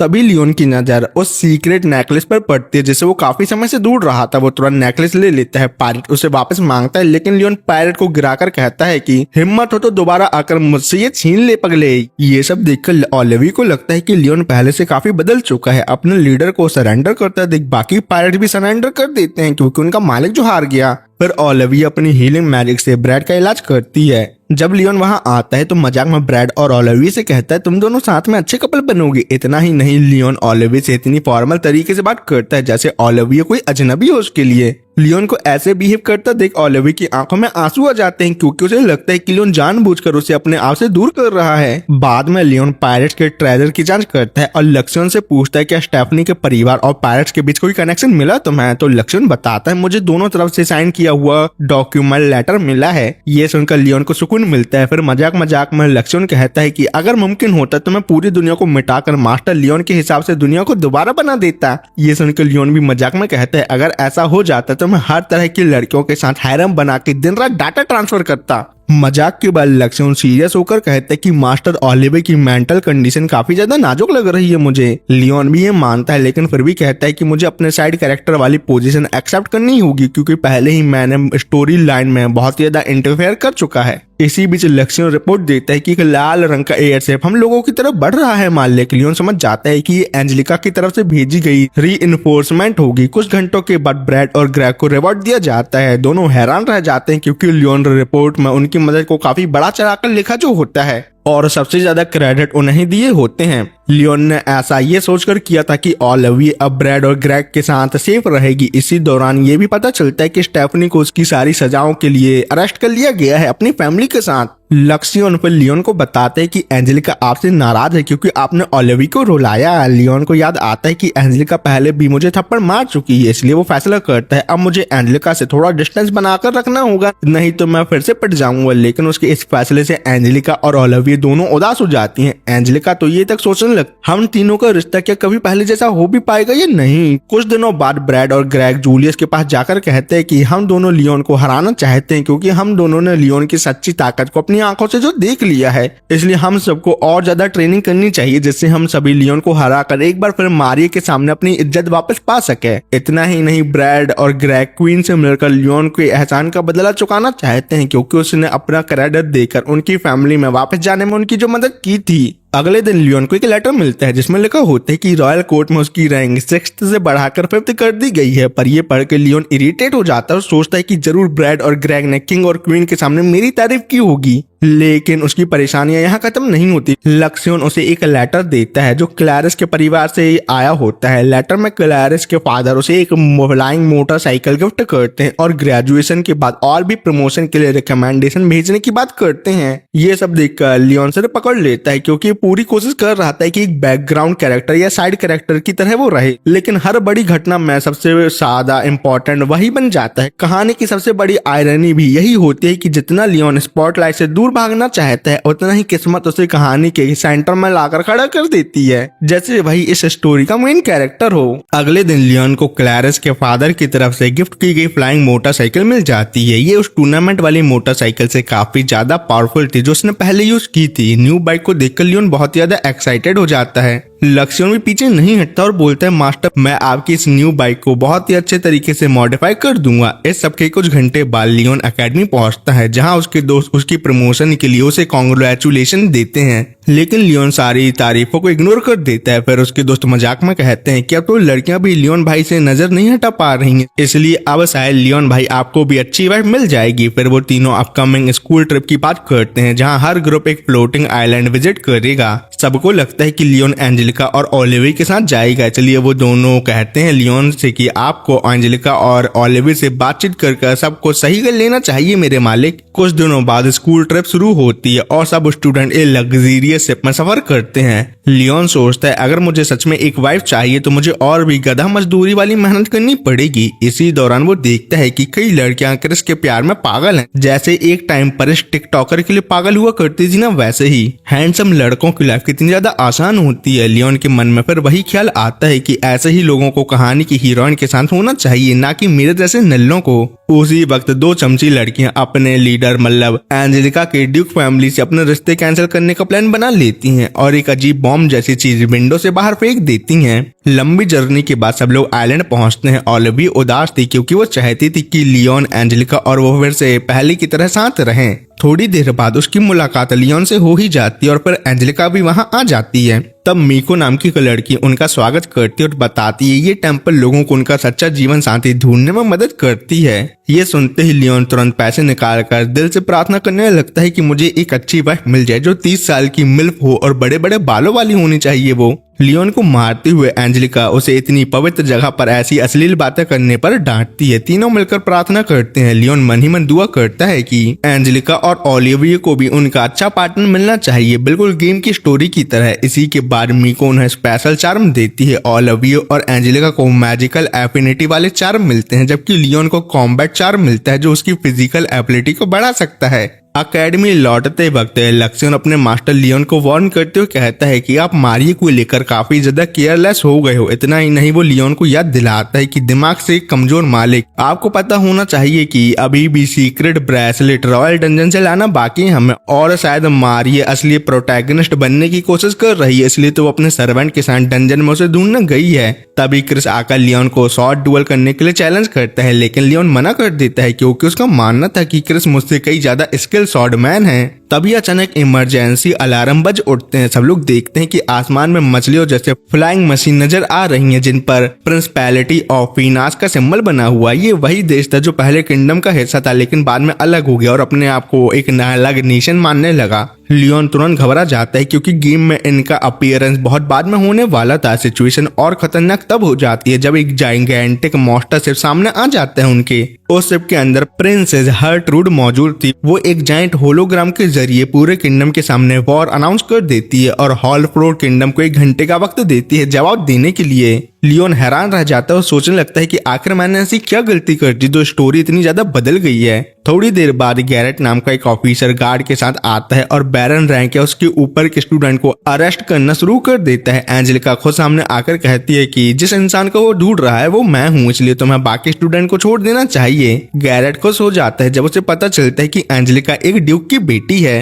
लियोन गैरेट को रोकने की कोशिश करता है, लेकिन उसके अपने ही क्लासमेट ही लियोन को पकड़ लेते हैं। जाते जाते गैरेट सब स्टूडेंट को धमकी देता है, अगर तुम लोगों ने लियोन को नहीं मारा तो तुम सबको सजा मिलेगी। डर के हमारे सब स्टूडेंट लियोन पर हमला कर देते हैं और उसके चेहरे पर जोर जोर से पंच मारने लगते हैं। दूसरी तरफ एंजेलिका को मेन शिप पर ले जाया जाता है। बाद में प्रिंसेस हर्ट्रूड एंजेलिका से मिलती है। एंजेलिका उसे समझाने की कोशिश करती है, एक प्रिंसिपैलिटी कभी भी किंगडम से ज्यादा पावरफुल नहीं हो सकती, इसलिए तुम्हें ये वॉर रोक देनी चाहिए। लेकिन हर्ट्रूड पूरे कॉन्फिडेंस के साथ कहती है, बहुत जल्द सबको पता चल जाएगा कि हम क्या कर सकते हैं और क्या नहीं। उधर ओलिविया खुद को बेबस महसूस करते हुए रो रही थी क्योंकि लियोन पगले को कुत्ते की तरह मार के लॉकअप में बंद कर दिया जो गया होता है। वहाँ लियोन मानता है कि मुझे लोगों को कंट्रोल करना नहीं आता, लेकिन किसी और के लिए आंसू बहाना सच में खास बात होती है, इतना तो मुझे समझ आ गया। तभी क्रिस वहां आते हुए कहता है कि शायद कुछ वक्त खरीदा जा सकता है क्योंकि दुश्मन फिलहाल सिर्फ एंजेलिका को चाहता है। लियोन गुस्से में कहता है, जब सबने मुझे कुत्ते की तरह मार के मेरा साथ छोड़ दिया है, तब अब मैं उन नन्हे निकम्मे लोगों की मदद करने की जिम्मेदारी क्यों लूं? वो यहाँ तक कह देता है, अगर सब मरना चाहते हैं तो मर जाए, कौन सा वो मुझे पूछ के पैदा हुए थे। लेकिन कुछ ही पल बाद लियोन अपना फैसला बदल लेता है और कहता है कि मैं मदद करूंगा, बस बदले में सबको मिलकर काम करना होगा। क्रिस अब स्टूडेंट को इकट्ठा करता है, लेकिन कोई भी चश्मिश क्रिस की बात सुनने को तैयार नहीं होता। तब लियोन आगे बढ़कर अपनी अथॉरिटी का इस्तेमाल करता है और सबको किंगडम के लिए लड़ने का ऑर्डर देता है, लेकिन फिर भी कुछ लोग हिचकिचाते हैं। तो लियोन उनके सेल्फ रिस्पेक्ट पर वार करता है और कहता है कि जो अपने देश के लिए नहीं लड़ सकते वो असली नोबल नहीं बल्कि इनाम के नोबल बस होते हैं, नल्ले लोग। उसी वक्त काउंट की बेटी डैरियड अपने रैंक बता के लियोन को डराने की कोशिश करती है, लेकिन लियोन उसे भी सुना देता है कि तुम्हारे एंसेस्टर ने देश के लिए बहुत कुछ किया था, जबकि तुम लोग सिर्फ डरपोक बनकर उनकी लेगेसी बर्बाद कर रहे हो नल्लों। लियोन की कड़वी बातें सुनकर सबके दिल पर वो बात लग जाती है और स्टूडेंट का जोश वापस आ जाता है और सब उसकी मदद करने और अपने मैजिक से सपोर्ट देने के लिए तैयार हो जाते हैं। डैरियड तो लियोन के बोल्ड एटीट्यूड से इतना ज्यादा इम्प्रेस हो जाती है कि उसका मन करता है कि काश हम दोनों यहाँ ही डाटा ट्रांसफर कर लें तुरंत। कुछ देर बाद क्रिस रिपोर्ट देता है कि एंजेलिका की 2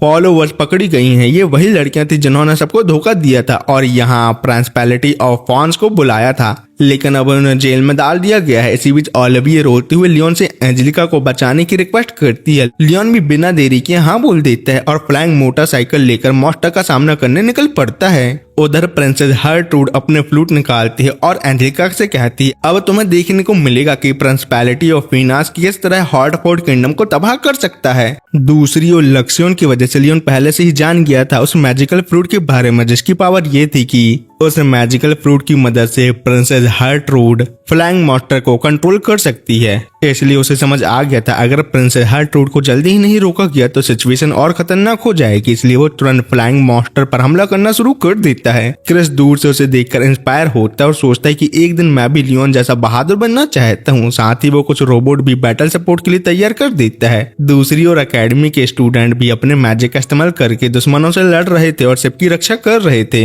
हर्ट्रूड को तभी एक शिप अपनी तरफ आता हुआ दिखता है, लेकिन उसे बिल्कुल अंदाजा नहीं होता कि उसके अंदर अपना लियोन है। पर एंजेलिका लियोन को तुरंत पहचान लेती है और मनी मन कहती है तुम्हें मेरी जान बचाने की बजाय यहाँ से भाग जाना चाहिए था, लेकिन तुमने ऐसा क्यों नहीं किया लियोन। लियोन को देख के हर्ट्रूड अपने फ्लूट बजाती है, जिससे मॉन्स्टर और भी ज्यादा पावरफुल और ड्यूरेबल हो जाते हैं। ये करने के बाद वो घमंड से कहती है कि फाइट बैक करने का मतलब सिर्फ और ज्यादा लोगों की मौत होगी, लेकिन एंजेलिका को पूरा भरोसा था कि उसकी दोस्त इतनी आसानी से हार नहीं मानेंगी, खासकर जब लियोन उनका लीडर हो। बैटल और इंटेंस हो जाती है, लेकिन स्टूडेंट हिम्मत नहीं आते और लगातार फाइट करते रहते हैं। उन्हें देखकर लियोन सोचता है कि बहुत से नोबल असल में एडवेंचर के डिसेंडेंट हैं और शायद स्ट्रॉन्ग बनने की उनकी एक वजह लड़कियों को इम्प्रेस करना भी था, इसलिए वो इतनी आसानी से मॉन्स्टर से जो लड़ रहे होते हैं। तभी एनिमी का एक पावरफुल अटैक शिप को जोर से लगता है और हर तरफ पैनिक फैल जाता है। दुश्मन और कैनन स्टूडेंट शिप को टारगेट कर लेते हैं, पर जब अगला अटैक आने ही वाला होता है ओलिविया अपना नेकलेस पकड़कर सोचती है कि यहाँ मौजूद कोई भी पर्सन बिना वजह मरने लायक नहीं है, क्योंकि सब लोग अच्छे लोग हैं। उसी पल एक चमत्कार होता है कि मतलब ओलिविया की सेंट पावर अवेकन हो जाती है, जिससे तुरंत एक जायंटिक मैजिकल शील्ड पूरे शिप को कवर कर लेती है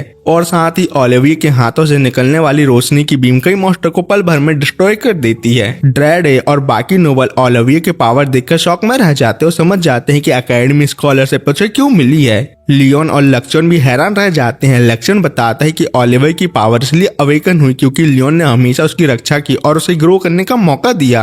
अब जब सेंट पूरी तरह से अवेकन हो चुकी है, इसलिए लियोन बिना किसी डर के काउंटर अटैक शुरू कर देता है। वो फुल स्पीड से एक्सीलरेट कर और सीधा उस जायंटिक मॉन्स्टर के मुंह के अंदर घुस जाता है। मॉन्स्टर के laser defences Leon the lion को रोकने की कोशिश करते हैं, लेकिन लियोन सबको डॉज कर देता है। बाहर सबको एक्सप्लोजन की आवाज सुनाई देती है और गैरेट अनाउंस कर देता है कि लियोन मॉन्स्टर के पेट पर जाकर मर चुका है। लेकिन कुछ ही पल बाद लियोन मॉन्स्टर के अंदर से जमीन तोड़कर बाहर निकल आता है और वहां मौजूद लोगों पर रबड़ बुलेट चलाकर सबको बेहोश कर देता है। फिर हर्ट्रूड से कहता है कि काली बिल्ली की मौसी तुम्हें मेरे साथ चलना होगा। अब इतना कहकर वो फ्लूट भी उससे छीन लेता है। थोड़ी देर बाद लियोन हर्ट्रूड को कैप्चर करके अपनी मेन शिप पर ले आता है। एंजेलिका उसकी अचीवमेंट देखकर और भी ज्यादा उससे इम्प्रेस हो जाती है और समझ जाती है कि लियोन असल में बहुत ही ज्यादा अमेजिंग इंसान है। लेकिन तभी गैरेट अनाउंसमेंट करता है कि प्रिंसेस कैप्चर हो गई है तो क्या, मुझे कोई फर्क नहीं पड़ता, इसलिए मैं तुम लोगों पर फुल स्केल अटैक कर दूंगा। उसका कहना था कि प्रिंसिपैलिटी को ही अपनी प्रिंसेस की परवाह नहीं है तो मैं क्यों करूं, और ऐसा इसलिए भी था क्योंकि हर्ट्रूड की जगह कोई और प्रिंसेस आ सकती है बाद में। ये सुनकर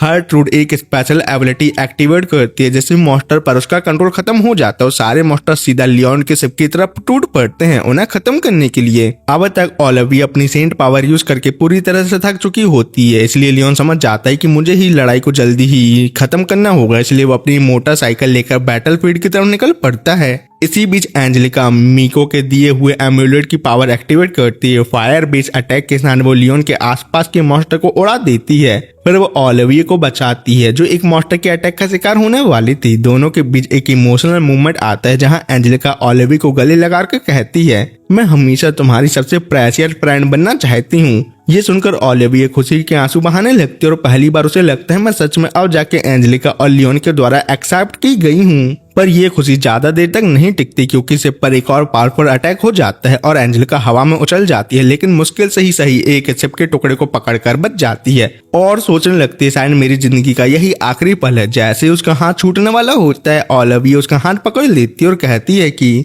एक दोस्त कभी अलग नहीं होते। लेकिन उसी वक्त एक और झटका लगता है जिससे एंजेलिका को बचाने के लिए ओलिविया उसे डेक पर फेंक देती है और खुद नीचे गिरने लगती है अपना बलिदान देकर। एंजेलिका की सांसें थम जाती हैं, लेकिन बिल्कुल सही वक्त पर लियोन अपनी मोटरसाइकिल के साथ लाइटनिंग स्पीड से नीचे डाइव मारता है और ओलिविया को हवा में ही पकड़ लेता है। ओलिविया उसे देखकर बहुत ज्यादा खुश हो जाती है। हालांकि जब लियोन उसे फॉर्मल तरीके से मिस कहकर बुलाता है तो वो नाराज हो जाती है क्योंकि पहले लियोन ओलिविया को उसके प्यारे निकनेम से बुलाता था। तो लियोन ऑकवर्डली ओलिविया को समझाने की कोशिश करता है कि मेरे जैसे लड़के तुम्हारे लायक नहीं है, बल्कि तुम जूलियस के ग्रुप जैसे लड़कों को डिजर्व करती हो। लेकिन ओलिविया तुरंत मना कर देती है क्योंकि उसे भी जूलियस का ग्रुप दिमाग से पैदल चलने वालों का लगता था। मतलब उन लोगों को ओलिविया ने भैया जोन में डाल दिया था। फिर आंखों में आंसू लेकर ओलिविया कहती है मुझे सिर्फ लियोन और एंजेलिका के साथ रहना है। पहले तो लियोन इतना नर्वस हो जाता है कि कुछ बोल ही नहीं पाता। फिर आखिरकार ओलिविया अपने दिल की बात कह देती है और कन्फेस कर देती है कि लियोन मैं तुमसे सच्चा वाला प्यार करने लगी हूँ।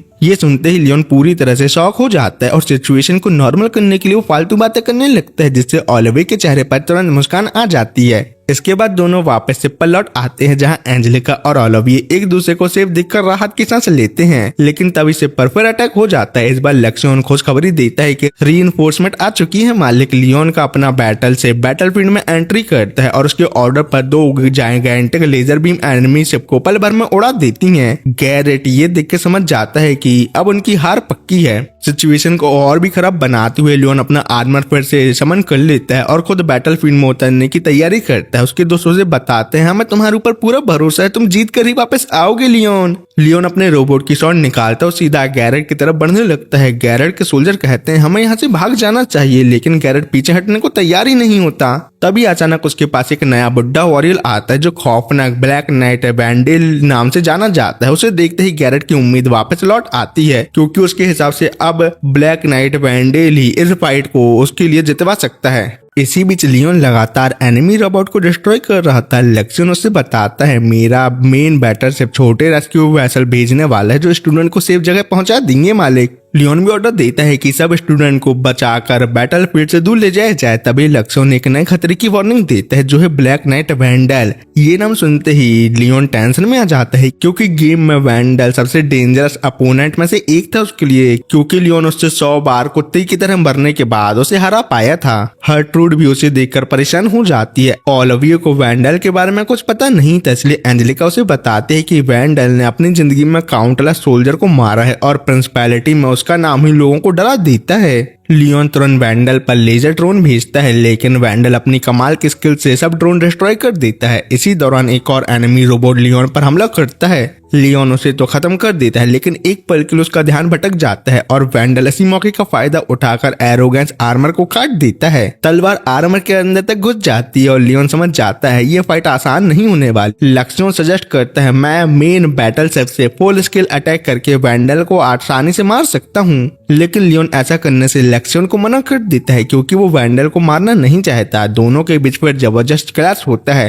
वैंडल घमंड से कहता है एक बच्चे से तो मैं नहीं हारूंगा। फाइट के दौरान वो लियोन को टेम्पररी ब्लाइंड करके एरोगेंस पर एक डेडली अटैक करता है, लेकिन लियोन सही समय पर अपने रोबोट से बाहर इजेक्ट हो जाता है और सीधा वैंडल के सामने खड़ा होता है। वो अपना वेपन उस पर तान देता है, पर अब भी उसका एरोगेंस रोबोट खुद ब खुद काम कर रहा होता है। वैंडल की तलवार को पकड़ा हुआ था। ऐसा इसलिए हो पा रहा था क्योंकि कंट्रोल लक्ष्मण को ट्रांसफर कर दिया गया था। वैंडल कहता है अगर बच्चे तुमने मुझे नहीं मारा तो मैं मौका मिलते ही तुम्हें भगवान के पास अपलोड कर दूंगा। और वैंडल के लिए सोने पे सुहागा ये होता है कि इसी वक्त गैरेट अपनी लास्ट स्ट्रेटेजी एक्टिवेट करता है। हर्ट्रूड तुरंत समझ जाते हैं कि गैरेट हद से ज्यादा आगे बढ़ गया। मतलब तभी अचानक हजारों मोस्टर बैटलफील्ड में नजर आने लगते हैं। वेंडल भी अनाउंस कर देता है कि अब मेरे साथ सबका अंत निश्चित है, क्योंकि ये मॉन्स्टर उनके रास्ते पर आने वाली हर चीज को तबाह कर देंगे। लेकिन लियोन के पास एक सीक्रेट ट्रम्प कार्ड मौजूद था। उसके सिग्नल देते ही आसमान से बिजलियों की बारिश होने लगती है और सारे मॉन्स्टर कुछ ही पल में खत्म हो जाते हैं। ये देखकर सब लोग शॉक हो जाते हैं कि ऐसा कैसे हो गया। तब लियोन शांति से कहता है ये मेरा हिडन अटैक है। फिर लियोन बूढ़े वेंडल की जान बख्श देता है और उसे प्रिंसिपैलिटी वापस जाकर हॉल फोर्ड किंगडम की असली ताकत बताने को कहता है। जब वेंडल फ्यूचर में रिवेंज लेने की कसम खाता है, लियोन उसको मजाक उड़ाते हुए कहता है जब एकेडमी के स्टूडेंट नहीं तुम जैसे बुड्ढे को हरा दिया तो तुम फ्यूचर में तो किसी दूध पीते बच्चे से भी हार जाओगे बुड्ढे। तुम मान लो तुम बुड्ढे हो गए तो शांति से यमदूत का इंतजार करते करते न्यूज देखो और मारे जाओ। बैटल के बाद पायरेट सबको खींच कर ले जाया जाता है। गैरेट लियोन से नेगोशिएशन की भीख मांगता है, लेकिन लियोन सीधा मना कर देता है और कहता है पहले तू कुत्ते की तरह मुझसे हार गया और अब मेरे सामने नेगोशिएशन की बात कर रहा है। तेरी जरूरत भी कैसे हुई ये सब बोलने की? इसलिए अगर अब तूने मुंह भी खोला तो मैं तेरे मुंह में मगरमच्छ डाल दूंगा अपना। बाद में लेक्सियन कहता है अगर मास्टर लियोन आप चाहते वेंडल को पल भर में मैं मार सकता था तो आपने ऐसा क्यों नहीं करवाया मुझसे। इस पर लियोन भी मानता है कि लेक्सियन तुम ये काम आसानी से कर लेते, लेकिन मुझे लोगों को मारना पसंद नहीं है। फिर लियोन लेक्सियन को याद दिलाता है मैं सिर्फ एक साइड कैरेक्टर बनना चाहता हूँ, ना कि मेन कैरेक्टर। मतलब अगर लियोन लेक्सियन को कहे कि पूरी बैटल को एक ही बार में खत्म कर देता तो पूरी दुनिया लियोन से डरने लगती, जो वो नहीं चाहता, और ऐसा करने से उसके दुश्मन भी बहुत ज्यादा बन जाते। कुछ घंटों बाद लियोन आराम करने के लिए अपने रूम की तरफ जाता है, लेकिन लियोन के रोबोट उसे अपने ही रूम पर जाने से रोकते हैं। फिर जब वो किसी तरह अंदर झांकता है तो पाता है कि